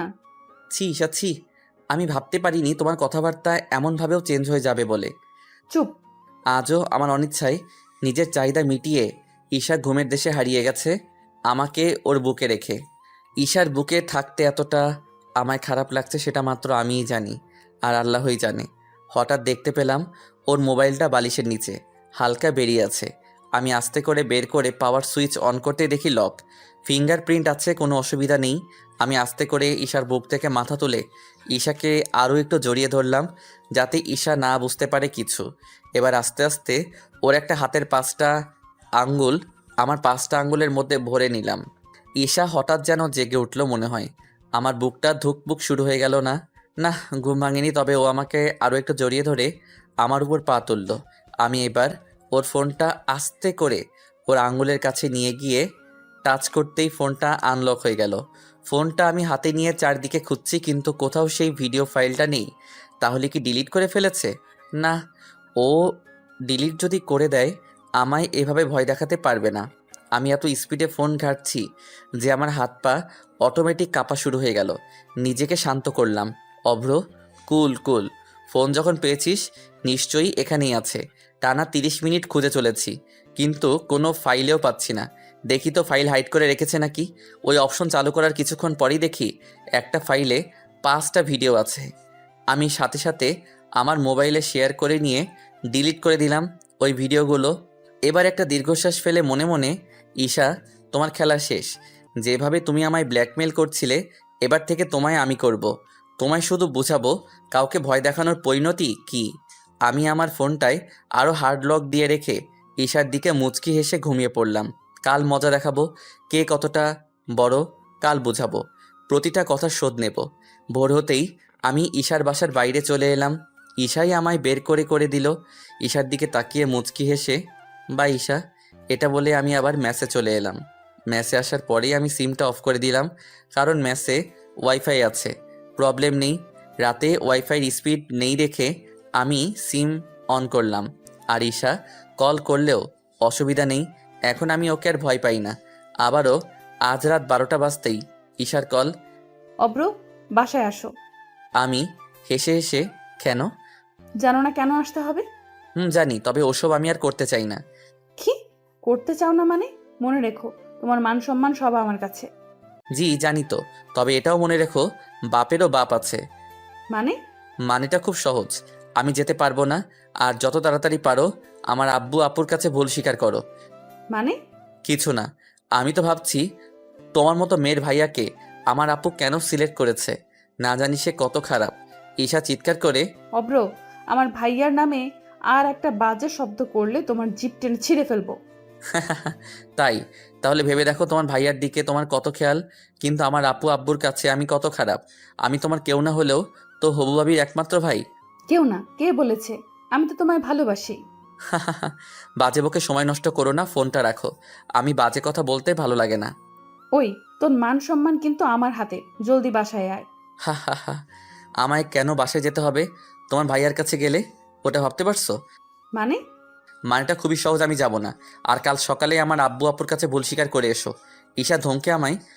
এই অব্র, তোর তো দেখি খুব আশকারা বেড়ে গেছে। আমি প্রচণ্ড রেগে চিৎকার ও ঘৃণায়, চুপ!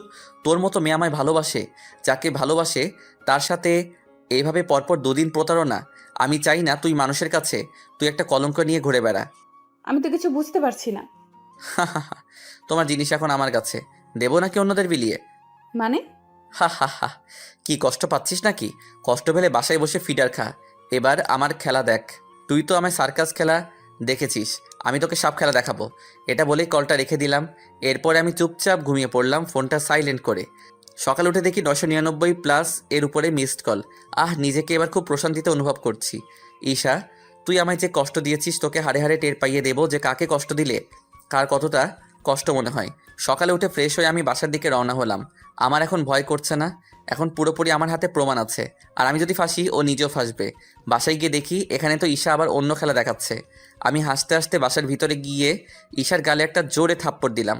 বাসার সবাই আছে, এমনকি ওর ভাইয়াও। আপু জানিয়েছে মনে হয়। ঈশা গালে হাত দিয়ে মাথা নিচু করে দিল। সাথে সাথে আমার পায়ের উপর ওর চোখের জল পড়ছে।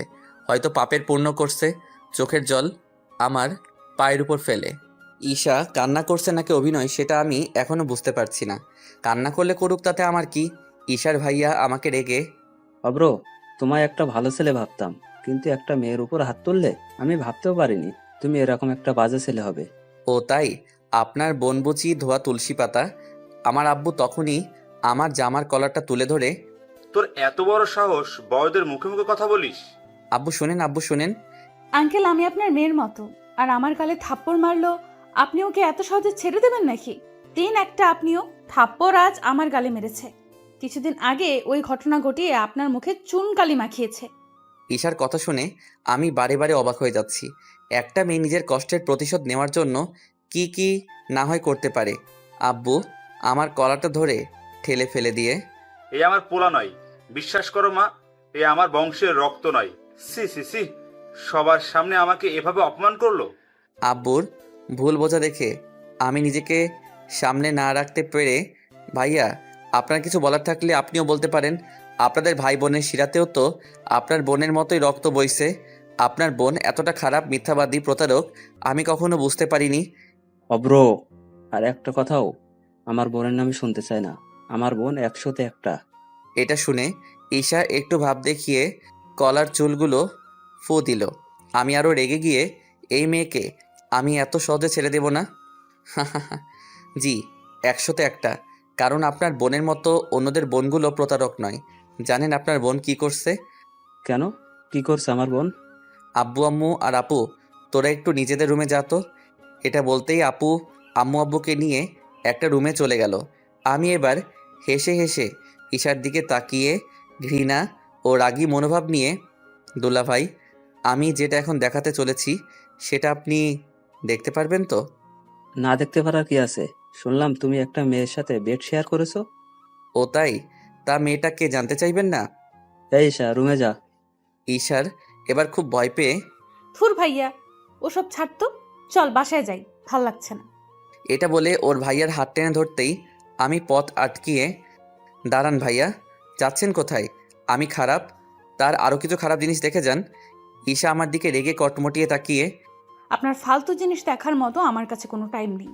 আপনি কেমন সেটা আমার জানা হয়ে গেছে।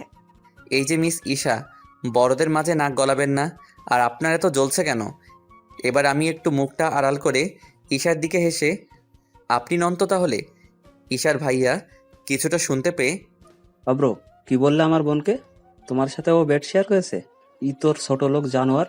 এত গালাগালি দিতে দিতেই আমার গালে হাত তুলতেই আমি ঈশার ভাইয়ার হাতটা খুব শক্তভাবে ধরে, ভাইয়া যে গালিগুলো আমাকে দিলেন সে গালিগুলো আমার মতো আপনার বোনও কিন্তু পাওয়ার সমতুল্য। ঈশার ভাইয়া আরও রেগে গিয়ে ঈশার কাছে গিয়ে, ঈশা, অব্র যা বলছে সব কি সত্যি? ঈশা এমন অভিনয় করছে ওর সামনে, মনে হচ্ছে কোনো একটা অভিনেতাকে ভাড়া করে নিয়ে আসা হয়েছে আমাদের বাসায়। ঈশা ওর ভাইয়ার হাত ধরে খুব কান্না করে করে, ভাইয়া, আমি ওর ভিডিওটা ওদের বাসার সবাইকে দিয়েছি বলে ও এইভাবে আমায় শাস্তি দিতে চাইছে। ভাইয়া, ওর কথা একদম বিশ্বাস করবা না। ভাইয়া, এখানে আমার এক মুহূর্ত থাকতে দম বন্ধ হয়ে আসছে। আমি আর এখানে থাকতে চাই না। ঈশার ভাইয়া ধমক দিয়ে আবারও ঈশাকে, ঈশা, অব্র যা বলেছে সত্যি হলে কিন্তু তোর এই ভাই তোকে আর কোনোদিন চিনবে না। আবারও ঈশা আরও বেশি ঢং করে কান্না করতে করতে, ভাইয়া, আমায় বিশ্বাস করো, আমি এসবের কিছুই জানি না। দেখছো না কেমন আমার দিকে তাকিয়ে আছে? মনে হয় এর পরের বারে আমায় বেডে তুলতে চায়। ভাইয়া, চলো এখান থেকে। ওর ভাইয়ার সারা শরীরে লোম দাঁড়িয়ে গেছে, শিরাগুলোতে রক্ত মনে হচ্ছে থেমে গেছে। দাঁতে দাঁত লাগিয়ে আমার কাছে এসে, অব্র, আমার বোনের থেকে দূরে থাকবি, নয়তো তোকে আমি মেরে ফেলবো। আমি হেসে হেসে, সে তো কবেই ছেড়ে দিয়েছি। প্রতারকদের থেকে দূরে থাকাটাই বেটার। ঈশা আমার দিকে তাকিয়ে মুচকি হাসছে। আমি ওর হাসি দেখে আরও রেগে গেলাম। এই হাসিটা এককালীন আমার খুব প্রিয় ছিল, কিন্তু আজ আমার এই হাসিটা আমায় বেশি করে ঘৃণা জন্মে দেয় আমার প্রতি। ধন্যবাদ ভাই। এটা বলে ঈশার ভাইয়া মাথার চুলগুলো ঠিক করছে। আমি তখনই, ভাইয়া মাথাটা একটু ঠিক করে নিন, নয়তো একটু পরে যেটা আপনি দেখতে চলেছেন সেটা দেখে হয়তো আপনি নিজে ঠিক থাকতে পারবেন না, কি করবেন কি না করবেন।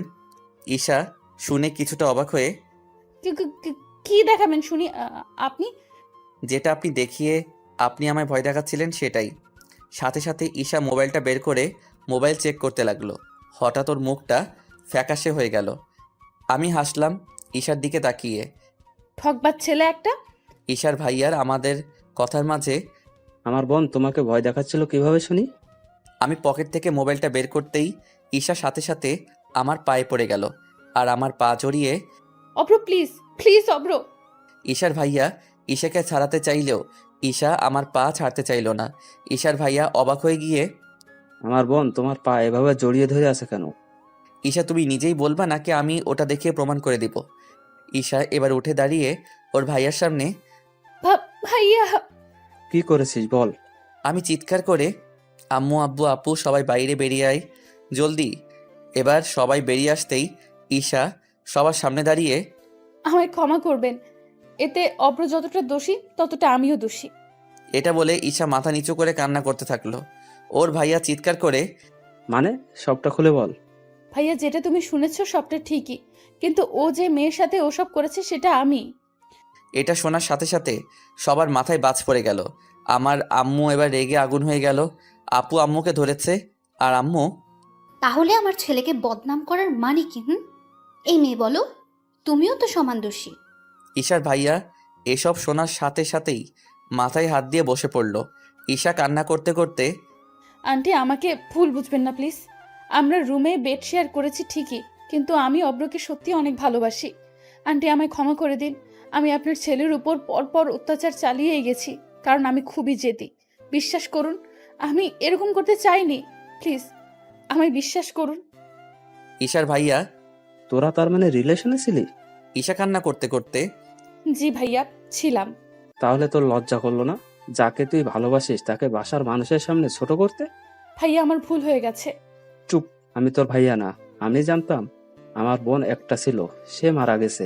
তোর মতো বোনের থেকে বোন না থাকা অনেক ভালো। প্লিজ ভাইয়া।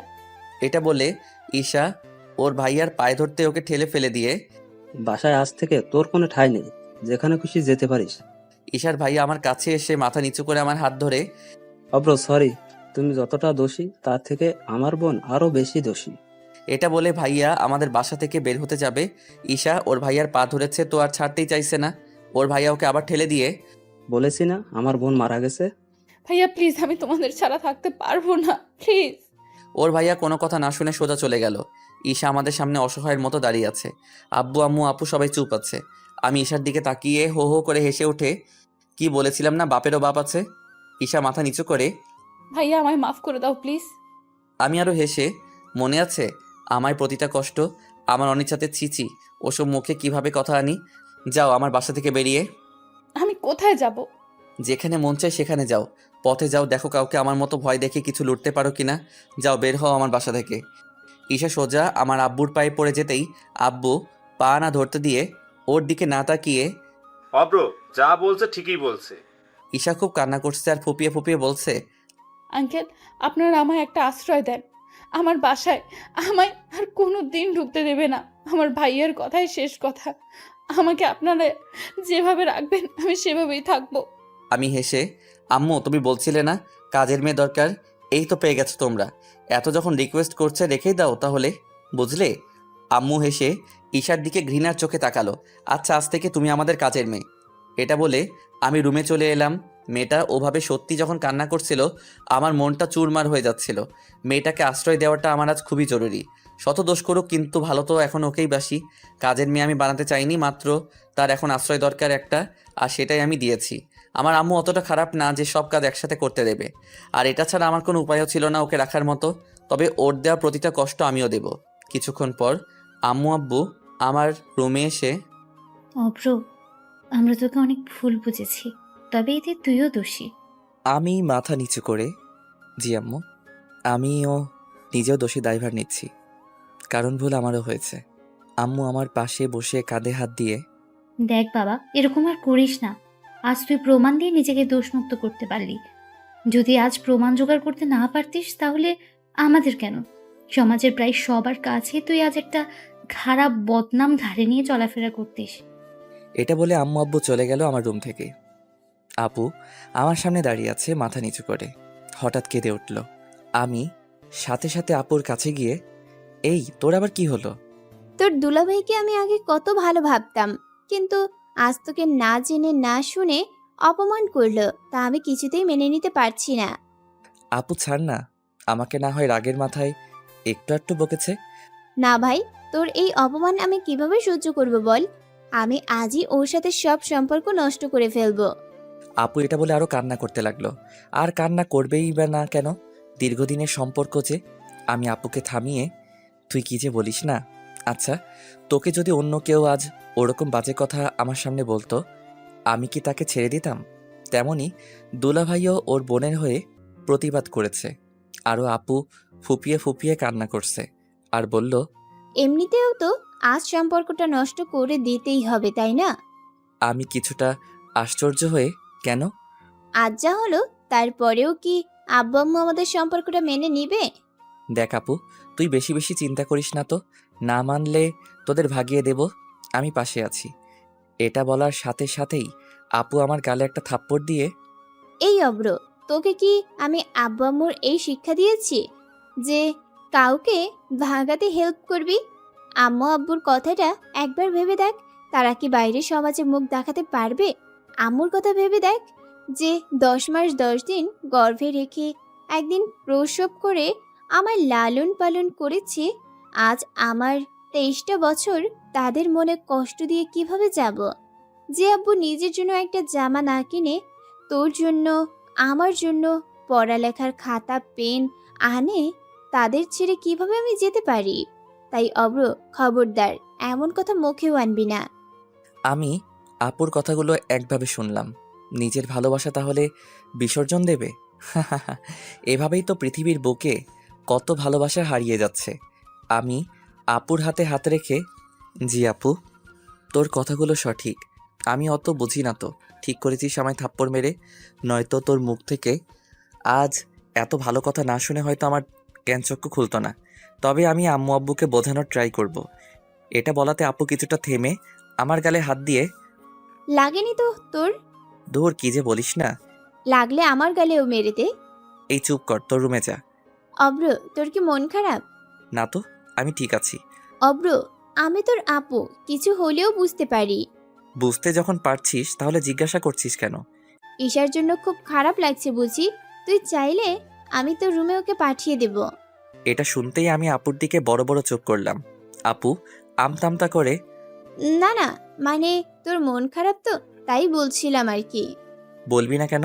তুই কি ঈশার চামচা নাকি? আপু আমার মাথায় হাত বুলিয়ে, চামচা কেন হতে যাব? ও যেটা করেছে তার জন্য ওর উপর প্রচুর ঘৃণা হয়, কিন্তু ও তো একটা মেয়ে, আর ওর কষ্টটা আমি ফিল করতে পারি, হালকা হলেও পারছি। তার মানে কি তুই বোঝাতে চাইছিস ঈশা আমায় ভালোবাসে? দেখ আপু, বেশি নাটক করবি না ওর হয়ে। ওর কাছে যা, আমার কাছে আসবি না একদম। অব্র, তুই আমায় ভুল বুঝছিস। না, ভুল বুঝছি না। ঈশার কথা বললে আমার কাছে আসবি না প্লিজ। এটা বলে আপুকে দরজার বাইরে বের করে দিয়ে দরজা লাগিয়ে দরজায় গায়েতেই কান্না করতে করতে বসে গেলাম।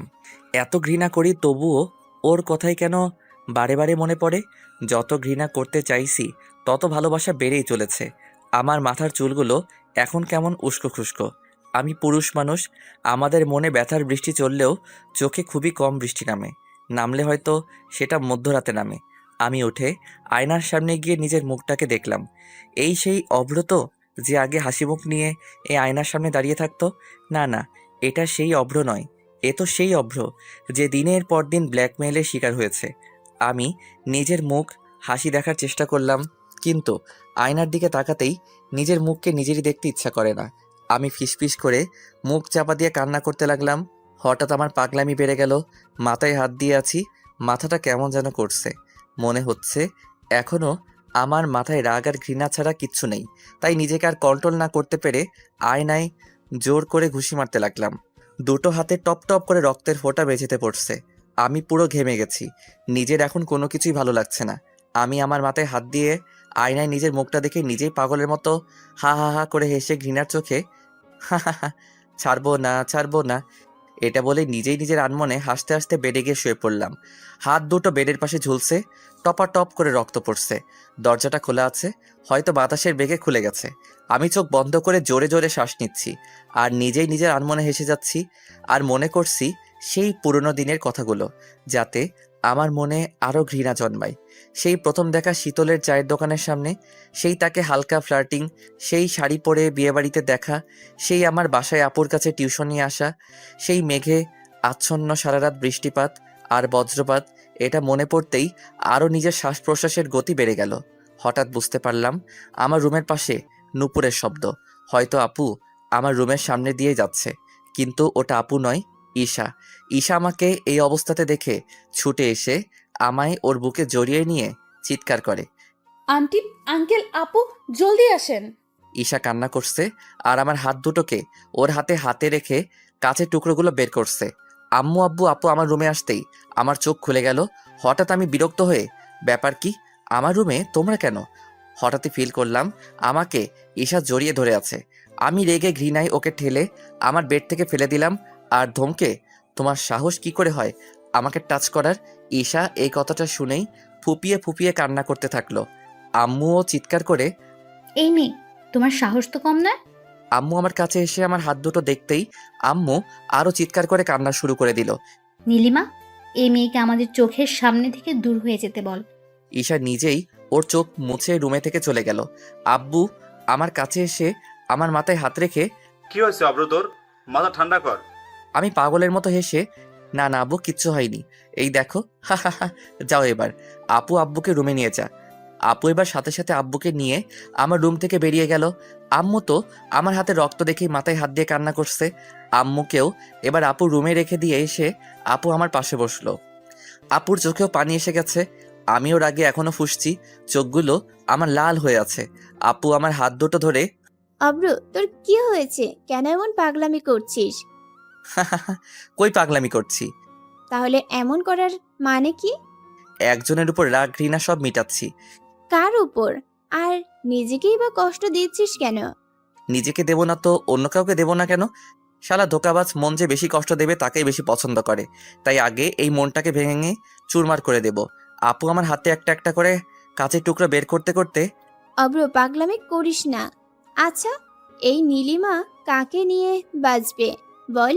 তুই যদি এরকম করিস, কাকে আমি জ্বালাবো? কে আমার পার্স থেকে টাকা চুরি করবে? কে আমাকে রাতে ডিনারের জন্য রাগ ভাঙাবে? ভাই, তোকে খুব ভালোবাসি রে। আমি হেসে, কোথাও ছেড়ে যাব না রে, সবার অন্তরই থাকবো। আপু এবার কান্না করতে করতে, ভাই, এসব বলা বন্ধ করবি প্লিজ? আমিও ফুপিয়ে ফুপিয়ে কান্না করতে করতে আপুকে জড়িয়ে ধরে, আপু আমার মনটা এমন কেন? আমি ঈশাকে বলতে চাইছি, কিন্তু বারে বারে ওকেই আমায় বেশি ভালোবাসাচ্ছে এই মনটা। এটা বলে আমি কান্না করতে থাকলাম আপুর কাঁধে। কখন যে ঘুমিয়ে পড়েছি টেরি পাইনি, আর পাবো বা কেমন করে? সারা দিনটা তো কষ্টই পেয়ে গেছি, এখন একটু রেস্টের প্রয়োজন। এখন মনে হচ্ছে আমি ঘুমালেই আমার মাথার শান্তি আর মনেরও। খুব ঘুমকে ভালোবাসি, যতক্ষণ ঘুমাবো ততক্ষণ তোর স্মৃতি থেকে অনেক অনেক অনেক দূরে থাকি। ঘুম ভাঙার পর আমি বুঝলাম আমার দুটো হাতে খুব ব্যথা করছে, দুই হাতেই ব্যান্ডেজ।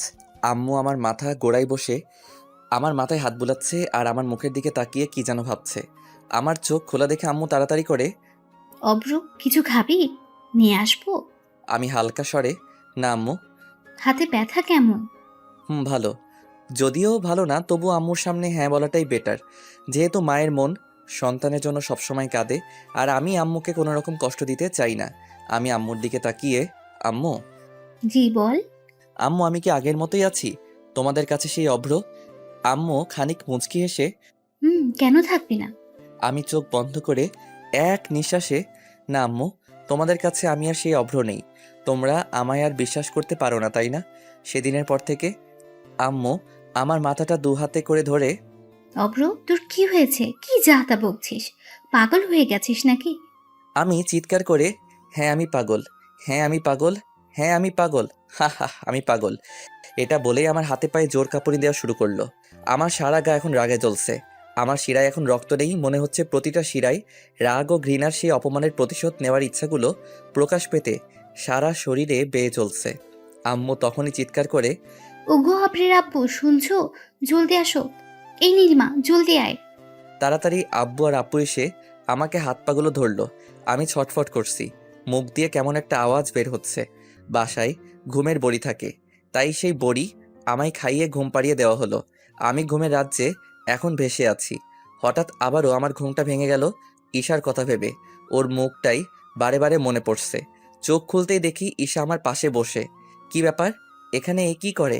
আমি সাথে সাথে উঠে বসার চেষ্টা করলে ঈশা আমাকে তুলে বসাতে চাইলে দূরে সরে মর। ঈশা আমাকে তবুও ধরে। আমার উপর রাগ দেখাচ্ছ দেখাও, কিন্তু নিজের শরীরটার উপর নাই দেখাতে পারো। আমি রেগে, এই তুই কে? হ্যাঁ, আমার কাছে কি করস? আমার জীবনে তুই বলে কোনো মেয়েই নেই। আচ্ছা আমি মানছি তোমার আমি কেউ নই, তবে আমি তো এই বাসার কাজের মেয়ে, তোমার দেওয়া আশ্রিতা। আমি ঈশার একটা কথা শুনতে চাইছি না। ওর মুখের দিকে তাকালে কেমন নিজেকে আর কন্ট্রোল করতে পারি না। আমি কানের হাত দিয়ে দিলাম। ঈশা আমার দিকে তাকিয়ে বকছে। আমি চিৎকার করে, আম্মু আব্বু আপু, আম্মু আব্বু আপু। ঈশা আমার কান থেকে হাত সরিয়ে, আম্মু আব্বু ডাক্তার আনতে গেছে, আর আপু স্কুলে গেছে পড়াতে। ও তার মানে এখন বাসা খালি, আবার আমার সাথে ওসব করে ভিডিও করে ব্ল্যাকমেল করবা তাই না? দূরে সরো। ঈশা আমার পায়ে ধরে, অব্র তুমি আমায় ভুল বুঝছো, আমি তোমায় এখনো ভালোবাসি। তুই আবার ভালোবাসা? অব্র হেসো না, তোমার হাসি আমায় বড় কষ্ট দেয় যে।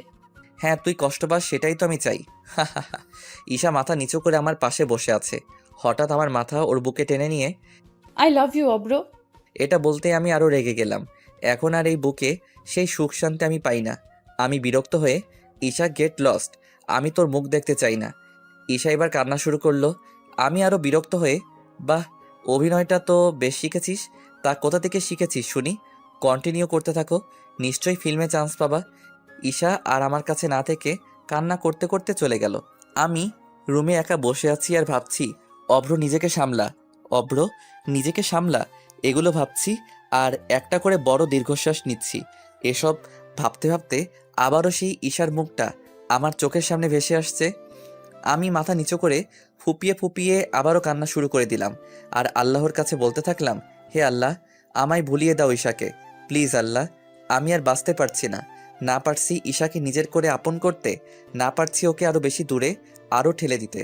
মাথা নিচু করে বসে আছি সেই তখন থেকে, কিছু খাইনি। ঈশা আবারও এলো আমার রুমে। আমি ঈশার দিকে আর তাকালাম না। ঈশাও কোনো কথা না বলে খাবারের প্লেট হাতে নিয়ে আমার দিকে খাবার তুলে দিল। কিন্তু ঈশার হাতের খাবার এখন খাবার বলে মনে হচ্ছে না তো, বিষ নয় তো, কিন্তু খুব ক্ষুধাও লাগছে। আর আমি আমার হাত দিয়ে খেতে পারবো না। আমি নিজেকে শান্ত করে, আগে তুমি খাও, এটা বলতেই ঈশা খানিক খুশি হয়ে, না, আগে তোমায় খাইয়ে দিই, নেক্সট আমি খাবো।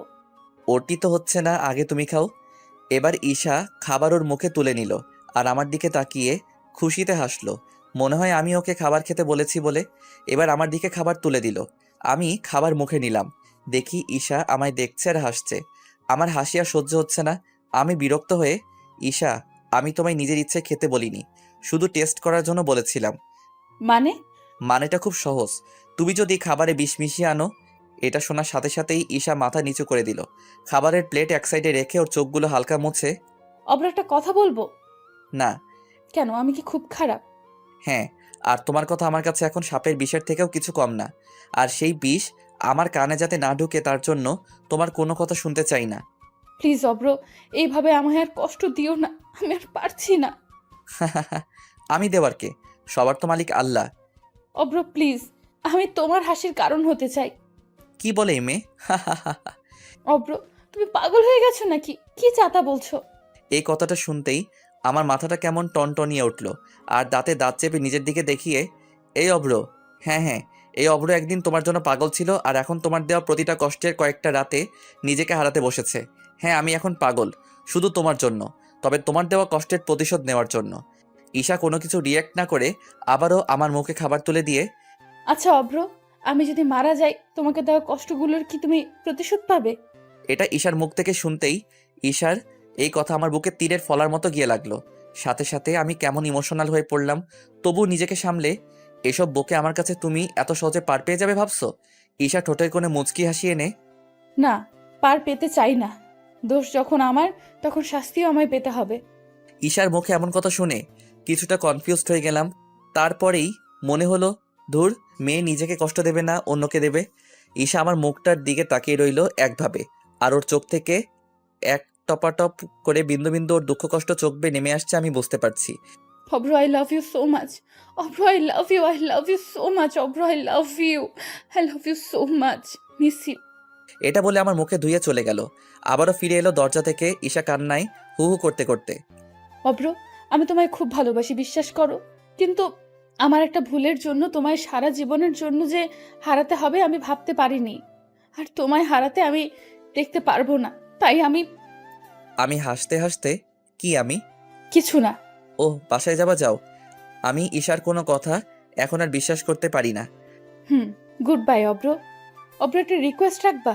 না, আমার দ্বারা তোমার জন্য কোনো রিকোয়েস্ট রাখাই ইম্পসিবল। প্লিজ একবার আই লাভ ইউ বলবা? এই দূরে সরে গিয়ে মরো। ঈশার আর এক মুহূর্ত আমার দাঁড়ালো না, শুধু যাবার আগে আমার পা দুটো ধরে সালাম করে বলে গেল, আসি অব্র, ভালো থেকো। ঈশার ওরকম কথা আমার কানে তুললাম না। আমি যেমন বসে আছি তেমনই বসে আছি। হঠাৎ পাশের রুম থেকে কেমন যেন ঈশার চিৎকারের শব্দ শুনতে পেলাম। সাথে সাথে আমার ভয় হাত পা কাঁপাকাঁপি শুরু করে দিল। আমি এক দৌড়ে পাশের রুমে গিয়ে দেখি ঈশা ফ্যানের মধ্যে কাপড় জড়িয়ে গলায় দেওয়া মাত্রই আমি ঈশার পা দুটো জড়িয়ে ধরে তুলে ধরলাম। ঈশা পাগুলো আমার থেকে দূরে সরাতে চাইলে আমি আরও ঈশাকে চেপে ধরলাম। হাতের কাছে টেবিল ছিল, মানে বেডের পাশেই, সেখানে একটা ছুরি। আমি ছুরি দিয়ে কাপড়টাকে কেটে ঈশাকে নিচে নামাতেই আমি চিৎকার করে, কি হচ্ছে এসব ঈশা? তোমার সব প্রতিশোধ নিমেষে মিটিয়ে দেওয়ার একটা উপায়, যাতে তুমি আমায় নিয়ে আর কোনো মিথ্যা কষ্ট না পাও। ঈশা, যেটা তুমি করছো সেটা কি ঠিক? ঠিক কিনা জানি না, তবে এতটুকু জানি, এটা করলে তুমি আমার দেওয়া কষ্ট থেকে মুক্তি পেয়ে যাবে। ও আচ্ছা। এটা বলে আমি বাইরে বের হতে যাব, ঠিক তখনই ঈশা আমায় পেছন থেকে জড়িয়ে ধরলো খুব শক্ত করে। আমি ঈশার হাত ছাড়িয়ে, খবরদার আমায় টাচ করবা না। ঈশা কেমন যেন বিরক্তিকর শব্দে, তাহলে আমায় নিচে নামালে কেন? আমি তো বেশ একা থাকতে চেয়েছিলাম। ঈশার দিকে আমি আঙুল তুলে, ঈশা, আমি এসব পছন্দ করি না। আমি আর ঈশার দিকে না তাকিয়ে সোজা রুমে এসে মাথা নিচু করে বসে রইলাম। আর ভাবতে থাকলাম, মেয়েটা কি পাগল হয়ে গেল নাকি? ওসব করতে যাচ্ছিল। ঈশা কি সত্যিই আমায় ভালোবাসে? না না, অভ্র, তোকে ওই মেয়ে একদম ভালোবাসতে পারে না। তবে কেন আমার জন্য আজ এমন একটা জঘন্য কাজ করতে গেল? আমিও তো একজন দোষী। আমার জন্য আজ একজন মৃত্যুর পথে যেতে বসেছিল। আমিও তো ঈশার থেকে কম কিছু দোষী নই। উফ, আর ভাবতে পারছি না। আমি আবারও ঈশার রুমের দিকে যেতে চাইলাম, কারণ ঈশা আবার যদি অন্য কোনো কাণ্ড ঘটিয়ে ফেলে। আমি ঈশার রুমে যেতেই দেখি ঈশা একটা কোণে বসে মাথা নিচু করে কান্না করছে, আর সারা রুমের মেঝেতে রক্তের ছিটা। আমি দেখেই কেমন হয়ে গেলাম। আমি ঈশার কাছে গিয়ে হাঁটু মুড়ে বসলাম। ঈশা এখনো ফুপিয়ে ফুপিয়ে কাঁদছে। আমার আশা টের পেয়ে ও কান্না থামিয়ে দেয়। কেন আসছো এখানে? দেখতে এলাম। কি? কিছু না। দেখা হয়ে গেছে, এবার যাও তাহলে। আচ্ছা। এটা শুনে ঈশা মাথা তুলে, অব্র, তোমার মনে কি আমার জন্য এতটুকুও ভালোবাসা নেই? কেন আমায় এত কষ্ট দিচ্ছ আমার একটা ভুলের জন্য? আমি ওর দিকে তাকাতেই দেখি ঈশার কপালে রক্ত লেগে আছে। আমি গম্ভীর হয়ে, দেখি তোমার দুটো হাত। ঈশা দেখাতে চাইল না। আমি জোর করে ঈশার দুটো হাত আমার চোখের সামনে আনতেই আমার চোখে পানি এসে গেল। একটা মেয়ে আমার জন্য এইভাবে নিজের হাতগুলোকে কেটেছে, এখনো রক্ত থামেনি। আমি তাড়াতাড়ি উঠে ব্যান্ডেজ আর ওষুধ নিয়ে এলাম ওর কাছে। কিন্তু ঈশার হাত দুটো আগে খুব ভালোভাবে ধুতে হবে। ঈশা, চলো ওয়াশরুমে। না, আমি যাব না। চলো বলছি। না। ঈশা মানবে না আমি জানি, তাই ওকে আমি কোলে তুলে নিলাম। কোলে তুলে নিতেই ঈশা আমার বুকে মুখ লুকিয়ে, অব্র, একটা কথা বলি। বলো। তোমার বুকে এইভাবে সারা জীবন আমায় জড়িয়ে ধরো না। আমি কোনো দিন তোমায় কষ্ট দেব না, প্লিজ। আমি ঈশার কোনো কথায় কান দিলাম না। ওর ফুটো হাত ভালোভাবে ওয়াশ করে রুমে নিয়ে এলাম এবং বেডে বসিয়ে দিলাম। আমার হাতেও ব্যথা করছে খুব, তবে ভালোবাসার মানুষের কাছে এসব ব্যথা হার মানে। ঈশার হাতে আমি ব্যান্ডেজ লাগানোর সময় ঈশা সামনে আমার দিকে তাকিয়ে আছে আর জোরে জোরে শ্বাস প্রশ্বাস নিচ্ছে। আমি ঈশার দিকে তাকাতেই ঈশা কেমন ভয়ে মাথা নিচু করে থাকছে। এখন ঈশার থেকেও বেশি কষ্ট হচ্ছে। আমি ব্যান্ডেজ করে দিয়ে ঈশার দিকে হালকা মুচকি হাসি মুখে নিয়ে, রেস্ট নাও। আমি গেলাম। আমি আর বাসায় না থেকে সোজা শীতলের দোকানে এসে বসলাম। বাসায় থাকলে শুধু ঈশাকে দেখতে মন চাইবে। আগেও ছিল আমার চোখের বিষ, কিন্তু একটু আগে থেকে কেন মনে হচ্ছে ঈশাকে আমার মেনে নেওয়াটা উচিত। মানুষ মাত্রই তো ভুল হয়, কিন্তু না, মন মানতে চাইলেও মাথা মানছে না। আমি সারাটা দিন শীতলের দোকানে বসে রইলাম, ফোন সুইচ অফ করে দিয়েছি। রাতে বাসায় ফিরছি, কিচ্ছু ভালো লাগছে না। মনে হচ্ছে ঈশাকে মেনে নিয়েছে আমার মন, সেটা ঈশাকে গিয়ে জানাই। মেয়েটাও আমায় ভালোবাসে, একটা মেয়েকে অনেক কষ্ট দিয়েছি। আর না, এসব চিন্তা করতে করতে বাসার সামনে যেতেই দেখি আমার জন্য সবাই বাইরে দাঁড়িয়ে অপেক্ষা করছে। আমাকে দেখতেই আব্বু রেগে, খুব বড় হয়ে গেছে তাই না? সারাদিন ফোন অফ, বাসায় নেই, ব্যাপার কি? আম্মু আমায় বাসার দিকে নিয়ে যেতে যেতে, থাক না, বকছো কেন? ঘরের ছেলে ঘরে তো ফিরে এসেছে নাকি? আম্মু আব্বুকে দেখে মনে হলো খুব টেনশনে ছিল ওরা। বাসার ভিতরে যেতেই দেখি আপু গাল ফুলিয়ে দাঁড়িয়ে আছে। আমি আপুর সামনে যেতেই, চল রুমে চল। আপু খুব ক্ষুধা লাগছে, আগে খেয়ে নেই। না। এটা বলে আমার রুমে আমাকে নিয়ে গিয়ে রুমের দরজায় লক লাগিয়ে দিল। রুমে ঈশাও বসে আছে। আমি ঈশার দিকে না তাকিয়ে, আপু ভালো লাগছে না, দরজার সামনে থেকে সরে দাঁড়া। না, তোদের ব্যাপারটা কি বলতো? তোরা কি ভেবেছিস তোরা কি তোদের জীবন এইভাবেই নষ্ট করবি? কি যাতা বকছিস আপু? যা তা নয়, একটা মেয়ে না হয় ভুল করেই ফেলেছে, তার উপর এত অত্যাচার কেন করিস? তুই তো ওকে ভালোবাসিস তাই না? তাহলে ওকে কেন ক্ষমা করতে পারছিস না? ও তার মানে আপু তুই কি ঈশার দালাল হয়েছিস নাকি? সাথে সাথে আপু রেগে আমার গালে দুটো থাপ্পড় দিয়ে, খুব পেকে গেছিস তাই না অল্প বয়সে? আমি গালে হাত দিয়ে, তুই কি বলতে চাইছিস? আমি বলতে চাইছি, আজ তোরা বিচার করে নে তোদের মধ্যে। আমি আর তোর দুলাভাই ঠিক করেছি ঈশার বিয়ে দিয়ে দেব, তুই না মানলে। এটা শোনার সাথে সাথে আমার মাথায় যেন একটা বাজ পড়ে গেল। আমার কথা বলার গতি আস্তে আস্তে হারিয়ে ফেলছি মনে হচ্ছে। আমি আস্তে আস্তে, মানে আপু তুই বলতে কি চাস? মানেটা বোঝা সহজ, ঈশার বিয়ে হবে আর কিছুদিন পর। আমি কষ্ট চেপে রেখে হাসি মুখে, কনগ্রাটস। এটা শোনা মাত্রই ঈশা ছুটে এসে আমার বুকে একটা ধাক্কা দিয়ে বেরিয়ে গেল আমার রুম থেকে। আপু আমার দিকে কেমন ঘৃণার চোখে, অব্র, তোকে মেয়েটা খুব ভালোবাসে রে, এখনো প্লিজ ভাই, ওকে এভাবে ছেড়ে দিস না। তোর জন্য আম্মু আব্বুর কাছে আজ পা ধরে কান্নাকাটি করেছে খুব। আম্মু আব্বুও ওকে মাফ করে দিয়েছে। আর তুই তো ভালোবাসিস তাই না? ভালোবাসার মানুষ যতই ভুল করুক না কেন, তাকে মাফ করে দেওয়া যায়। প্লিজ ভাই, নয়তো সারা জীবন তুই নিজেকে মাফ করতে পারবি না। তোকে দেওয়া কষ্টর হাজার গুণ আজ নিজেকেও দিয়েছে। আমি আপুর দিকে একটা মিথ্যা অট্টহাসি ছুড়ে, তাই নাকি? আপু আরো রেগে গেল। তুই কোনোদিনও বদলাবি না, সারাটা জীবন মাফ করতে পারবি না, দেখে নিস। এটা বলে চলে গেল। কিছুক্ষণ পর আমার ফোনে একটা মেসেজ এলো ঈশার। অব্র, আজ রাতে আমার রুমে একবার এসো। কেন? আজও সেম আগের মতো ভিডিও করার প্ল্যান নাকি?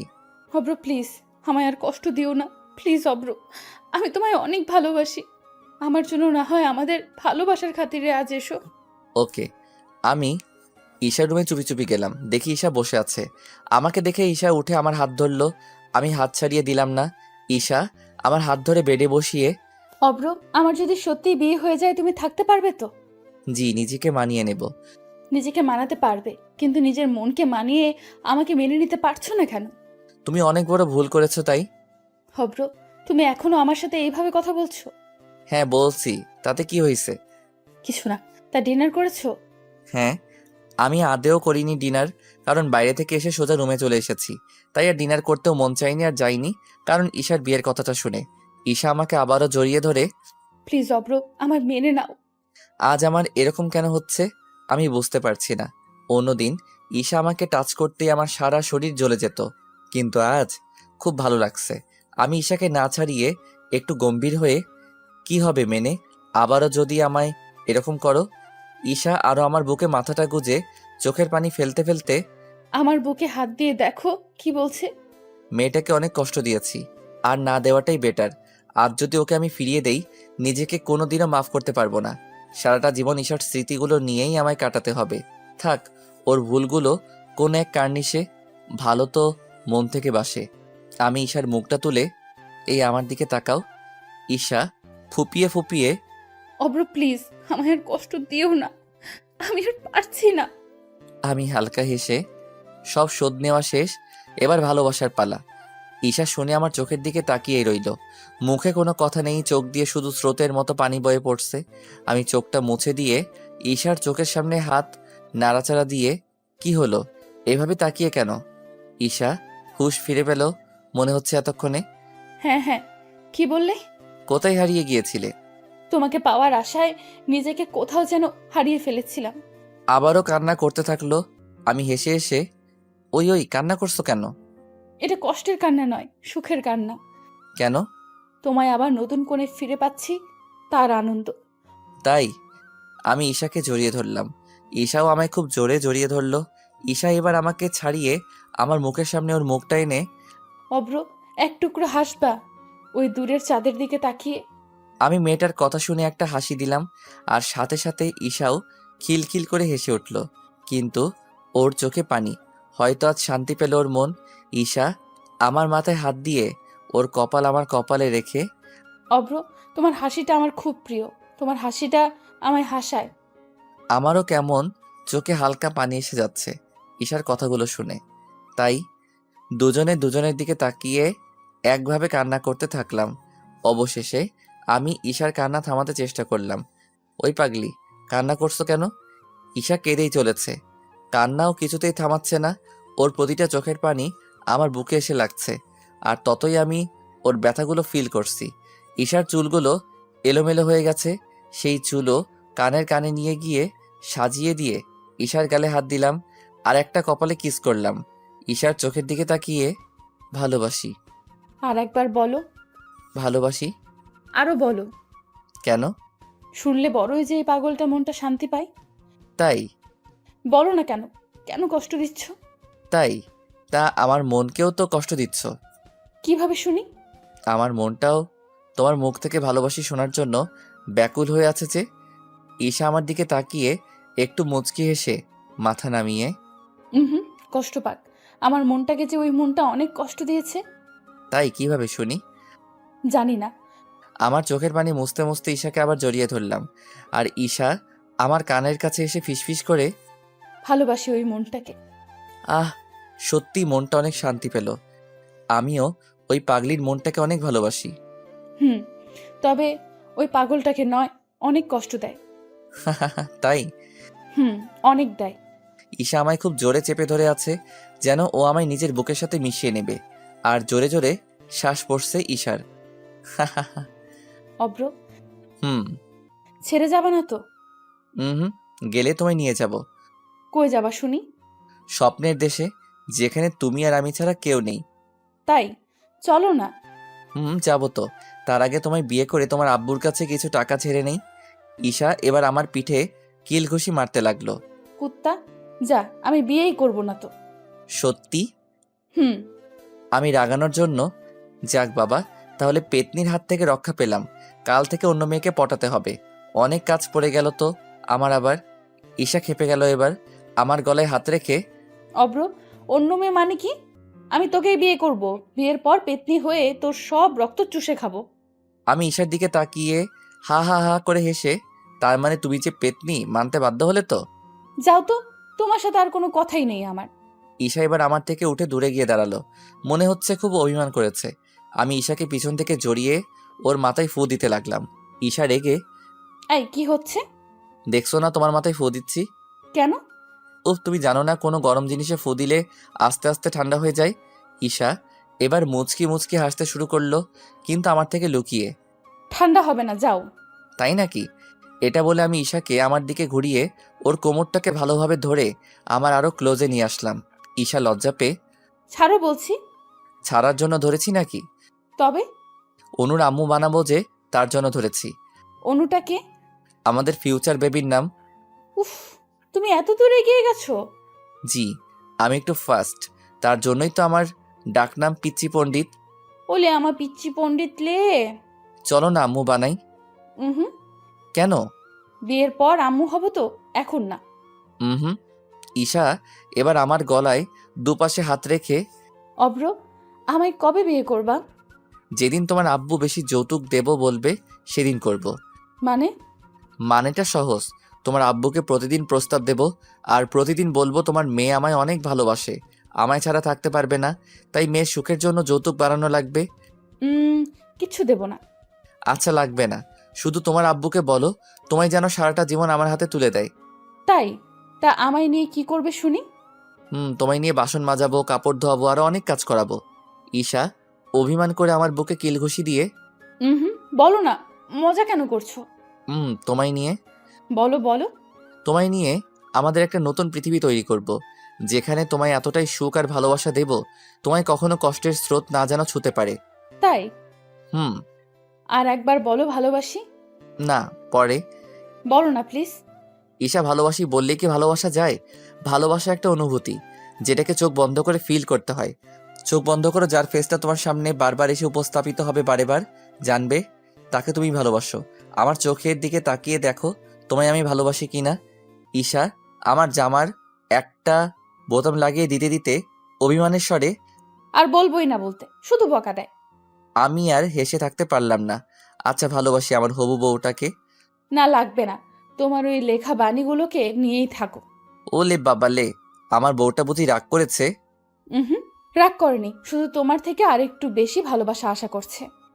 তা কিভাবে ভালোবাসবো শুনি? আমায় কোলে তুলে ছাদে নিয়ে চলো, চাঁদ দেখবো। এটা বলে ঈশা লজ্জায় মাথা নামিয়ে নিল। আমি ঈশার দিকে তাকিয়ে মুচকি এসে, আচ্ছা চলো। আমি ঈশাকে নিয়ে ছাদের মাঝে গেলাম। এখন ঈশা আমার কাঁধে ওর মাথা রেখে চাঁদের দিকে তাকিয়ে আছে। ঈশার মুখে চাঁদের জ্যোৎস্না পড়তে আরো মুখটাকে মায়াবী করে তুলছে। মেয়েটা এমনিতেই কোনো অংশে দেখতে খারাপ নয়, চোখগুলো টানা টানা, তবে চোখের নিচে এখন কালি পড়ে গেছে। আমি আমার বাম হাতটা ওর কাঁধে তুলতে ওর যে আরো বেশি শান্তি পেল। ছাদে হালকা বাতাস বইছে, ওর চুলগুলো খোলা ছিল, আমার মুখে এসে লাগছে। আমাকে পুরো মাতিয়ে তুলছে ওর চুলের ঘ্রাণে। কিছুক্ষণ পরে মনে পড়ল মেয়েদের চুল খোলা রাখতে নেই এত রাতে ছাদে এসে। ঈশার দিকে আমি তাকাতেই দেখি ঈশা ঘুমিয়ে পড়েছে মনে হয়। থাক আর তুলবো না, আমি নিজেই ওর চুলটাকে ঠিক করে দিলাম, ওই চুলটাকে গিট দিয়ে দিলাম। আরে ভাই, আমার যে এক্সপেরিয়েন্স নেই এসবে, তাই ওই চুলটাকে ঠিক করাটাকে শুদ্ধ ভাষায় কী যে বলে সেটা জানলে কমেন্ট বক্সে ড্রপ করে দিয়ে যাবেন। ঈশা মনে হয় ওর চুল ঠিক করাটা বুঝতে পেরে ঠোঁটের কোণে একটা মিষ্টি মায়াবী হাসি এনে আবারও নিজের ঘুমের দেশে হারিয়ে গেল। পরের দিন সকালে আব্বু আম্মু আপু হাজির একসাথে। আমি এখনো ঘুম থেকে উঠিনি। সবাই আমার দিকে তেড়ে এসে আমায় সবাই ধরে পিটাচ্ছে। আমি চিৎকার করতে লাগলাম, বাঁচাও বাঁচাও, আমায় মারছে সব। এই আপু কি দোষ করেছে আমি, প্লিজ বলো না। আপু ভ্রুকুচকে, না জানিয়ে পালিয়ে বিয়ে করা। আব্বু চিৎকার করে, ওর পিঠ লাল করে দে মেরে নীলিমা। এই আপু আপু, না না আপু প্লিজ আপু। আরো মারতে লাগলো। আমি যন্ত্রণায় আহ লাগছে রে আপু। হঠাৎ, অব্র, এই অব্র। এই কে কে কে? চোখ খুলতে দেখি যা শালা, আপু এখানে। তার মানে আমি কি স্বপ্ন দেখছিলাম নাকি? কুত্তা, আমি তোর আপু, চোখে কম দেখিস নাকি? শালা কাঁচা ঘুমটা ভাঙিয়ে দিল। আমি একটু বিরক্ত হয়ে, এই কি হয়েছে বলো তো? জলদি উঠে ফ্রেশ হয়ে নে। মানে কি, এখন তো বাজে মাত্র সকাল 7টা। এবার আব্বুর তর্জন গর্জনের শব্দ পেলাম। মহারাজার কি এখনো ঘুম সারেনি নাকি? না না মানে আব্বু, এই তো আমি উঠে গেছি। শালা ঘুমের 12টা বাজিয়ে দিল আজ। রাত 2টায় ঘুমিয়ে 7টায় উঠতে হচ্ছে। বাইরে ঘুমিয়ে আমি কিছু দেখতে পাচ্ছি না তো, তবুও ঘোর কাটিয়ে ওয়াশরুমে ঢুকে পড়লাম। কিছুক্ষণ পর ফ্রেশ হয়ে বাইরে বেরিয়ে এলাম। সবাই ব্রেকফাস্ট করার জন্য টেবিলে বসে আছে, হয়তো আমার জন্য অপেক্ষা করছে। আমি সামনে যেতেই, অব্র বস জলদি, উফ, তোর জন্য দেখে কেউ খেতেও পাবে না। আচ্ছা আম্মু। দেখলাম যে ঈশা এদিকেই বসে আছে। আমিও ঠিক ওর বাম ধারে বসলাম। আমি বসতেই ঈশা লজ্জা পেয়ে মাথা নিচু করলো। আমি একটা মজা করে, আম্মু কাজের মেয়েটা কই, আজ দেখতে পাচ্ছি না তো। এটা বলতে ঈশা আমার পায়ের উপর জোর করে একটা লাথি মেরে আমার দিকে কটমট করে তাকিয়ে আছে। আম্মু আমাকে রেগে, অব্র বাড়াবাড়ি হয়ে যাচ্ছে কিন্তু, ভেবে নিস 2 দিন পর ও এ বাসার বউ হবে। আমি তো কথাটা শুনে পুরাই কনফিউজ। না মানে ঈশা কি সকালের মধ্যে সবাইকে জানিয়ে দিয়েছে নাকি? আমি কিছু না বুঝে, মানে কি কি বলো তোমরা? আপু আমার দিকে তাকিয়ে হাসছে আর খাবার নাড়াচাড়া করতে করতে, আব্বু, তোমার ছেলের তো বয়স হয়েছে, এখন তো একটু আধটু চাঁদ দেখবেই। মানে? মানেটা সহজ, তোর চাঁদ দেখতে খুব ভালো লাগে, তাই না রে অব্র? এই আপু দেখ, বেশি পেঁচাল না করে সোজাসুজি বল না। আমি রেগে গিয়ে খাবারের টেবিল থেকে উঠে গিয়ে, আব্বু এটা কিরকম ব্যাপার হচ্ছে শুনি। আমাকে না নয় তাই আপু বলে যাচ্ছে, আর তুমি বসে বসে শুনছো। আব্বু এবার আপুর দিকে আঙুল তুলে, নীলিমা, কাল কি দেখেছিস বল ওকে? আপু এবার সবার সামনে আমায় ভেঙচি কেটে, অব্র, খুব তো বলছিলি যে ঈশাকে আমি মেনে নিতে পারছি না, তাহলে কাল অত রাতে কি করছিলি তোরা ছাদে? বাইরে শুনেই লজ্জায় পড়ে গেছি। তা তা তা- তা- না না না, কই আমি আমার ছাদে। আব্বু আম্মু আমাদের কথায় কান না দিয়ে মাথা নিচু করে খাবার খাচ্ছে, আর আম্মু রান্নাঘরের দিকে চলে গেল। জি ভাই, তাই। না না না, হতেই পারে না। তাই? তা অত রাতে আমাদের ছাদে কি অন্যরা একসাথে চাঁদ দেখতে আসবে নাকি? হ্যাঁ হ্যাঁ হ্যাঁ, আসতেই পারে। ভাইরে, আমি যে এখন কি উত্তর দেব প্রশ্নগুলোর কিছু খুঁজে পাচ্ছি না, জিভে কথা আটকে যাচ্ছে। আবার আব্বুর সামনে এটা বলে আমি রুমে যেতে চাইলে ঈশা, অব্র, আম্মু আব্বুকে সবটা জানিয়ে দাও। ও ভাই, এই মেয়ে আমাকে সত্যি ফাঁসিয়ে দেবে। আমি ঈশাকে চোখ রাঙিয়ে, ওই কি জানবে? তোমার আমার মাঝে কি আছে শুনি যে জানবে? ঈশা উল্টো আমায় চোখ দেখিয়ে, আব্বু আম্মুকে সত্যিটা বলো বলছি। উফ আল্লাহ, মেয়েটার রাগকেও ভয় লাগছে, আবার আব্বুর জুতাগুলোকেও দেখে যদি এই পিঠে আবার পড়ে। শালা একই পিঠে মারার স্বপ্ন দেখেছি, হয়তো এটাই সেটা জুতার পিঠা। আপু তাকাচ্ছে আমার দিকে, তাকিয়ে আর হাসছে। আমি আপুর দিকে তাকিয়ে, এই তুই হাসছিস কেন রে? না, তোর কাণ্ড দেখে। তুই যে ঈশাকে মেনে নিয়েছিস সেটা বলে দিলেই তো হয়। এই রে আব্বু এবার উঠছে, তার মানে আমার জুতা খাওয়া কনফার্ম। আমি এবার দৌড় দিতে যাব, তখনই আব্বু, অব্র, তোকে আমরা কোলে পিঠে তুলে মানুষ করেছি, তুই যেটা চাস সেটাতে আমরা কখনো বাধা দেব না। আর হ্যাঁ, কাল তো আপু ছাদে তোদের দুজনকে দেখেছে, তারপর আমাদের তখনই রুমে এসে বলেছে। ও তার মানে আপুই সব করেছে। দাঁড়া কুত্তি, তোরও আমি করছি। আচ্ছা আব্বু, আমি মানলাম ঈশাকে আমি মেনে নিয়েছি, কিন্তু আব্বু ও কি করতে এত রাতে ছাদে গিয়েছিল? আপু একটু থতমত খেয়ে, ছাদে কি যেতে পারি না নাকি? তুই তো জীবনেও ছাদে যাস না, কাল হঠাৎ কি ব্যাপার? দেখ অব্র, সেটা আমার পার্সোনাল ব্যাপার। দেখলে তো আব্বু, তার মানে বুঝেছো আপু প্রেম করে। অব্র, ভালো হচ্ছে না কিন্তু। আর কি যাতা কথা বলছিস? আব্বু কোনো কথায় কান্না দিয়ে, এই শোন, ঈশান ভাই একটু পরেই আসবে, ওকে নিয়ে যেতে। আব্বু ঈশাকে আজই চলে যাবে? এখানে আর কিছুদিন থাকলে হতো না? আব্বু আমার দিকে চোখ তুলে, তাহলে তুই ওর সাথে যা, জানবো একটা বিপদ বাসা থেকে বিদায় হয়েছে। আব্বু তুমি এভাবে বলতে পারলে? এই বললে তোমরা আমায় অনেক ভালোবাসো, আর এই সেই ভালোবাসার প্রতিদান। আব্বু এবার চলে গেল রুমে।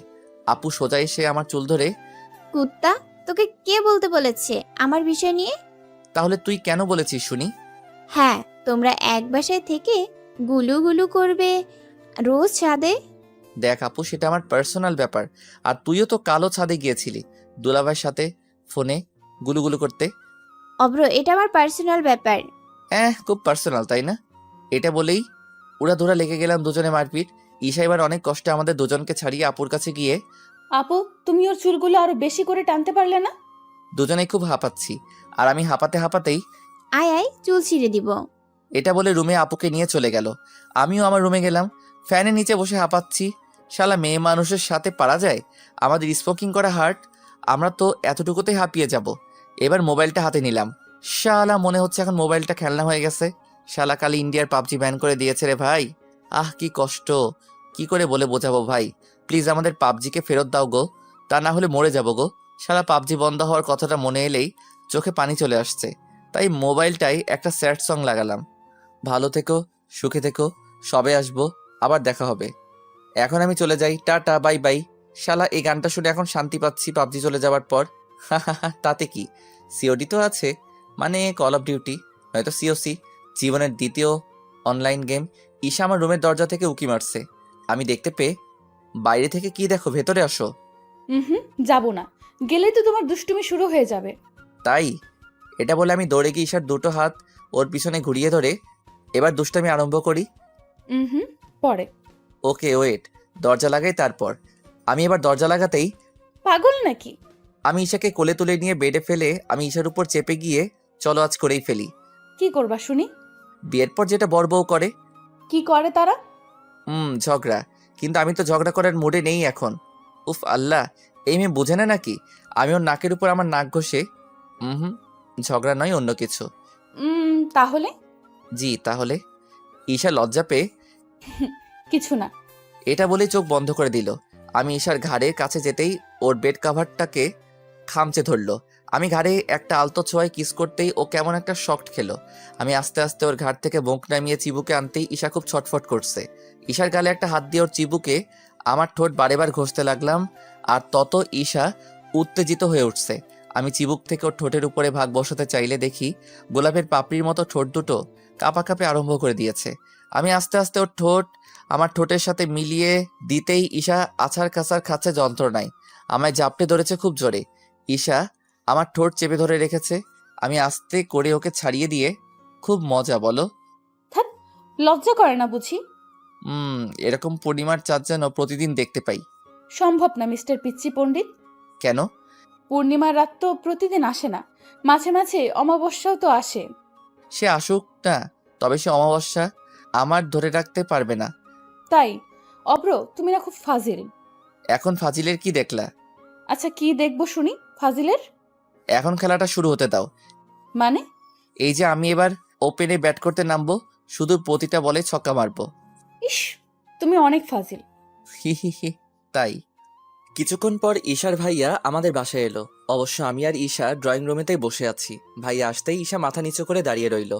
ওর ভাইয়া সবাইকে সালাম দিল এবং ঈশাকে জড়িয়ে ধরে, মাফ করে দেবন, যা নয় তাই বলে ফেলেছি সেদিন রেগে।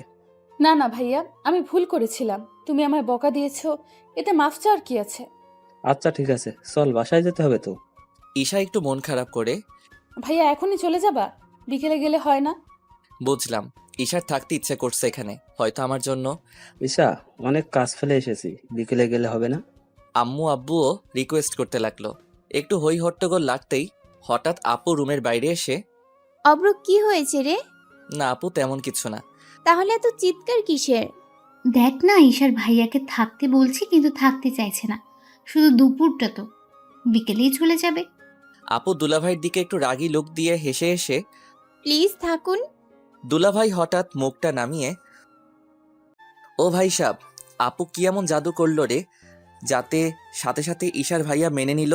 খুব শাসনে রাখে মনে হচ্ছে। ভালো ভালো। আব্বু আম্মু কিছুটা মনে হচ্ছে বুঝতে পারছে। যাক, বুঝলেই ভালো। দেখতে দেখতে প্রায় 5টা বছর কেটে গেল। আমাদের ভালোবাসা সেই আগের মতো নেই, তার থেকেও আরো মজবুত হয়ে গেছে। আর আমরা দুজনে এতটাই ঝগড়ুটে যে সারাদিন কথা বলবো আশা করে থাকি, কিন্তু অফিস টফিস শেষ করে রাতে যেই ফোন দিব, সেই মহারানীকে একটা একটা করে প্রশ্নের জবাব দিতে হবে। কি করেছি আজ সারাদিন, কি খেয়েছি, আর পদে পদে সন্দেহ। আমাদের রিলেশন দুই বাসার মানুষই জানে। আমার আপুই এখন ওর ভাবি। আপুর একটা দুষ্টু পোলা আছে, আমার ভাগ্নে, খুব ফাজিল, পুরাই আমার মতো। তাই মাঝে মাঝে ঈশা বলে, অব্র জানো হৃদয়, কে তোমার কথাই মনে আসে। এত ফাজিল আর তোমার মতো রাগ, আর সারাদিন আমায় রাগাবে, মারবে। অবশেষে আমিও এখন একটা ভালো কোম্পানির বড় পদে আছি। ওদিকে ঈশাও জব করে। যদিও বা আমি মানা করেইছিলাম, কিন্তু ও বলেছিল, নারীদের কি নিজের পায়ে দাঁড়াতে নেই নাকি? সারা জীবন পুরুষের ঘাড়ে চেপেই কেন খাবো? হাত আছে, পা আছে, নিজেও তো 2 টাকা রোজগার করব। তুমি কেন সারা জীবন করবে? শালা এটা নিয়ে টানা আমায় কফি হাউসে 2 ঘন্টা কথা শুনিয়েছিল। তাই ঈশাকে আমি কোনো কিছুতে বাধা দেইনি। তবে যেগুলো আমি সহ্য করতে পারি না, সেগুলো ও মোটেও করবে না। আর মেয়েটার এত পরিবর্তন এসেছে যে কাজ করার আগে আমার কাছে পরামর্শ না নিয়ে কাজ করবে না। সারাদিন কাজের ফাঁক ফেলেই শুধু আমায় ডিস্টার্ব করবে, কল করে। ও জানে আমি অনেক বিজি থাকি, খাওয়ার টাইম পাই না। তবুও ওই বললাম না, রাতে ঝগড়ার করার মতলব খুঁজে। নেক্সট ডেও রেগে যাবে, আমি মানাবো, আবারও ওকে অনেক ভালোবাসবো। আমি গল্প বলে ওকে ঘুম পাড়িয়ে দেব। এটাই এখন আমাদের দুজনের জীবন। আমাদের বিয়েটাও আজ হয়ে গেল, আর তার মাঝেই আপনাদের সবটাই জানিয়ে দিলাম। ঈশাকে সারাটা জীবনের জন্য নিজের করে পেলাম, নিজের মতো ভালোবাসবো। সারাদিনের ধকলে বিয়েটা যে কিভাবে হয়েছে সেটা আমি আর আল্লাহ জানে। আরে বাপরে বাপ, যাহ গরম! উফ, মনে হচ্ছে এখনো আমি কোনো এক ঘামের নদীতে সাঁতার কাটছি। আজ আমাদের বাসর রাত। হা হা হা। প্রেম করে বিয়ে করলে লজ্জা কি বাসরাতে, সেটাই আপনি বুঝতে পারবেন না। অবশেষে বন্ধুদের অনেক খিল্লি শুনে রুমের সামনে আসতেই দেখি, ও বাবা, ভাবিরা ঠিক দাঁড়িয়ে আছে, আর আমি গেলেই ঝাড়বে। কিন্তু আমিও অনেক চালাক। হা হা হা। আমি আমার কোমরে হাত রেখে ভাবিদের কাছে, কি ব্যাপার ভাবিরা, আমার রুমের সামনে এত ভিড় কেন? বাব্বা, এত তারা বুঝি তোর আর সইছে না? হা হা হা।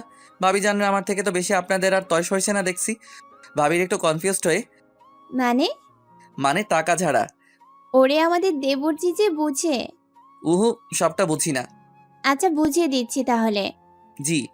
বলছি নিজের বউকে নিজের হাতের মুঠোয় করে রাখবে। আমি একটু গালে হাত দিয়ে হেসে হেসে, ও তাই? তা ভাবিরা আপনাদের কি ভাইয়ারা হাতের মুঠোয় করে রাখছে নাকি? আবার এক ভাবি আমার হাত ধরে, দেবরজি, আজ কিন্তু তোমায় বিড়াল মারতে হবে। হুম, বিলাই? কিন্তু কেন? আর আমার রুমে বিলাই কিভাবে যাবে? ধ্যাত, তুমি তো দেখি পুরাই গাধা। আরে, এটা অন্য বিড়াল। ও তা এক্সাম্পল দেখালে ভালো হয়। সব ভাবিগুলো লজ্জায় লাল হয়ে গেল।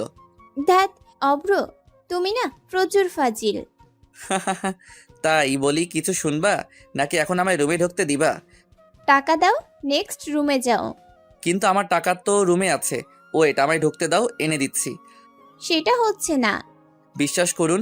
উফ, আপনারা আর দেরি কইরেন না। বিলাই মনে হয় লাপাচ্ছে। মারতে হবে তো। আবার আমার বউ একটু ওসবে ভয় পায়।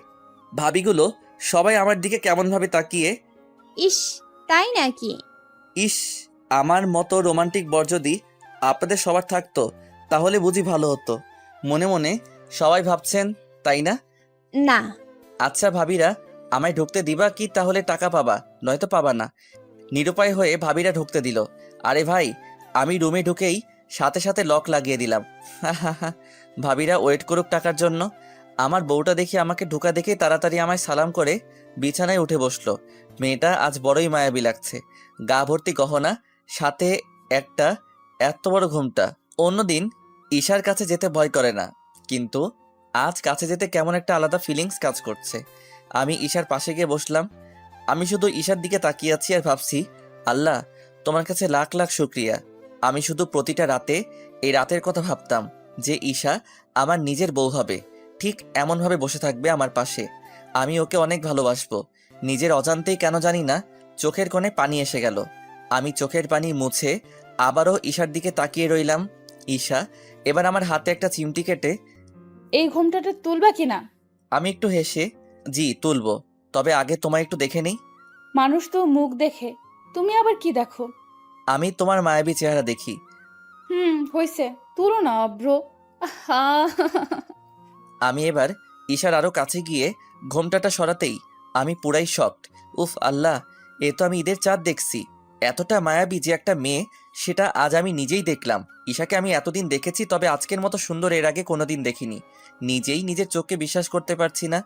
আমি ঈশার দিকে একভাবে তাকিয়ে রইলাম। ঈশা আবারও আমায় চিমটি কেটে মুচকি হেসে, এই কি দেখো ওইভাবে পাগল? তোমার পাগল আজ তোমায় দেখে পাগল হয়ে গেছে অলরেডি। তাই? যাক, আজ আমায় কেমন লাগছে গো? অতি অসাধারণ। উফ আল্লাহ, মনে হয় আমি সেই ভাগ্যবান ব্যক্তি যার সব থেকে সুন্দরী বউ আছে এই পৃথিবীর মধ্যে। থাক, আর পাম দিতে হবে না। পাম তো একটু পরে দেব। থাক, আবার দুষ্টুমি। হুম এই শোনো না, হুম চলো একসাথে নামাজ আদায় করি। আচ্ছা চলো। দুজনে নামাজ আদায় সেরে ঈশা চেঞ্জ করে নাও। ঈশা আমার কাছে এসে, এই বাবু, আমার গহনাগুলো একটু খুলে দাও না, প্রচুর অসুবিধা হচ্ছে। আমি এবার সব গহনা খুলে দিলাম। ও আলমারিতে রেখে একটা নীল শাড়ি পরে আসলো, আর আমিও চেঞ্জ করে রুমে আসলাম। ঈশা বেডে বসে আছে আর কি যেন ভাবছে। আমি পাশে যেতেই ঈশা আমার দুটো হাত ধরে আলতো ছোঁয়া একটা কপালে কিস করে, আজ থেকে তুমি শুধু আমার আর আমি শুধু তোমার। হুম জানো অব্র, আমি প্রতিটা সময় আজকের দিনের জন্য অপেক্ষা করেছি। কবে তোমায় নিজের মতো করে পাবো, কবে তোমার উপর সারা জীবনের জন্য অধিকার বসাবো। অব্র প্লিজ, আমায় কষ্ট দিও না, কিন্তু আমায় কখনো ছেড়ে যেও না। আমি ঈশার হাত দুটো আরো চেপে, কখনো না। আমি তোমায় অনেক ভালোবাসি অব্র। আমি অনেক ভালোবাসি। অনেক নয়। হ্যাঁ বাবু, অনেক বাসি তো। না না, তুমি বাসতেই পারো না। যদি বাসতা তাহলে বিয়ের সময় ওই সামনের মেয়েদের দিকে তাকাচ্ছিলে কেন? আবার তোমার শুরু হয়ে গেল। আজ আমাদের বাসর রাত, অন্তত আজ একটু শান্ত থাকো। বাসর রাত তো পার পেয়ে যাবা নাকি? তুমি বলো, তাকাচ্ছিলে কেন? আমায় এবার মারতে লাগলো। এই দেখছেন তো, লাভ ম্যারেজের সাইড ইফেক্ট। কিন্তু ভালোবাসি যে একে অপরকে ছাড়া থাকা যাবে না যে। আমি ঈশাকে থামিয়ে, উফ আল্লাহ, এই বাবু থামো বলছি। ঈশার মুখ পুরাই লাল হয়ে গেছে রেগে। ঈশা এবার আমার মুখের দিকে তাকিয়ে হঠাৎ খিলখিল করে হেসে উঠল। যা শালা, মানে কি পাগল হয়ে গেল নাকি? কি হলো আবার? আজ আমায় বকবা না, তোমার সাথে ঝগড়া করছি বলে। না, আজ বকবো না, যত খুশি করো। এই আমি ঘুমালাম। এটা বলতেই ঈশা রেগে আমায় জামার কলার ধরে টেনে, এই তুমি জানো না আজ আমাদের বাসর রাত? জানি তো, যেটা বাসর রাতে হওয়া দরকার সেটাই তো আর হবে না যা দেখছি। ঈশা একটু মুচকি হেসে, কি হওয়া দরকার মানে? ওই যে বিলাই মারা। ঈশা এবার আমার গাল টেনে, ওলে বাবালে, পিচ্চি পণ্ডিত আবাল বিলাই মারবে, পারবে না। বিলাই তো দেখতেই পেলাম না, আবার মারবো কিভাবে? ঈশারও লজ্জা পেয়ে খুব মজা, তাই না? তো ঈশা এবার আমার কোলে চেপে উঠে আমার চোখের দিকে তাকিয়ে রইল। আমি হেসে হেসে, ওভাবে তাকিও না, হারিয়ে যাব যে তোমার ওই মায়াবী চোখের কাজলে। হারাবে না, আমি আগলে এই বুকে রাখবো। তাই? আচ্ছা বাবু, তোমার না একটা মেয়ে লাগবে? তা বাজার থেকে এনে দিবা নাকি? ধুর, কি যে বলো না, আমি আর তুমি একসাথে মিশে গড়বো আজ। এখন নয়, কেন? আগে তোমার পাঠক ভাইয়াদের যেতে বলো। আর ওরা আমাদের বাসরাতের ঘটনা শুনছে কেন?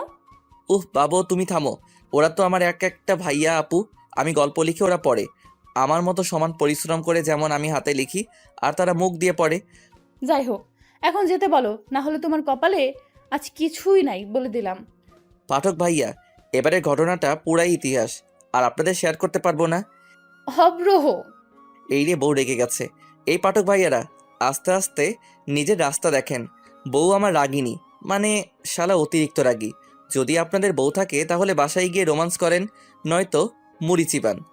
This story the end. পরবর্তী গল্পের জন্য অপেক্ষা করুন। মনটা আজ খুব খুব খুব খারাপ, তবুও গল্প দিলাম, নয়তো সন্ধ্যা হলেই ইনবক্সে মেসেজের শেষ থাকবে না। আপনারা অধীর আগ্রহে গল্প পোস্ট হওয়ার জন্য অপেক্ষা করেন। শেষের দিকটাতে একটু প্রবলেম হয়েছে বোঝাই যাচ্ছে, কাইন্ডলি একটু অ্যাডজাস্ট করে নেবেন।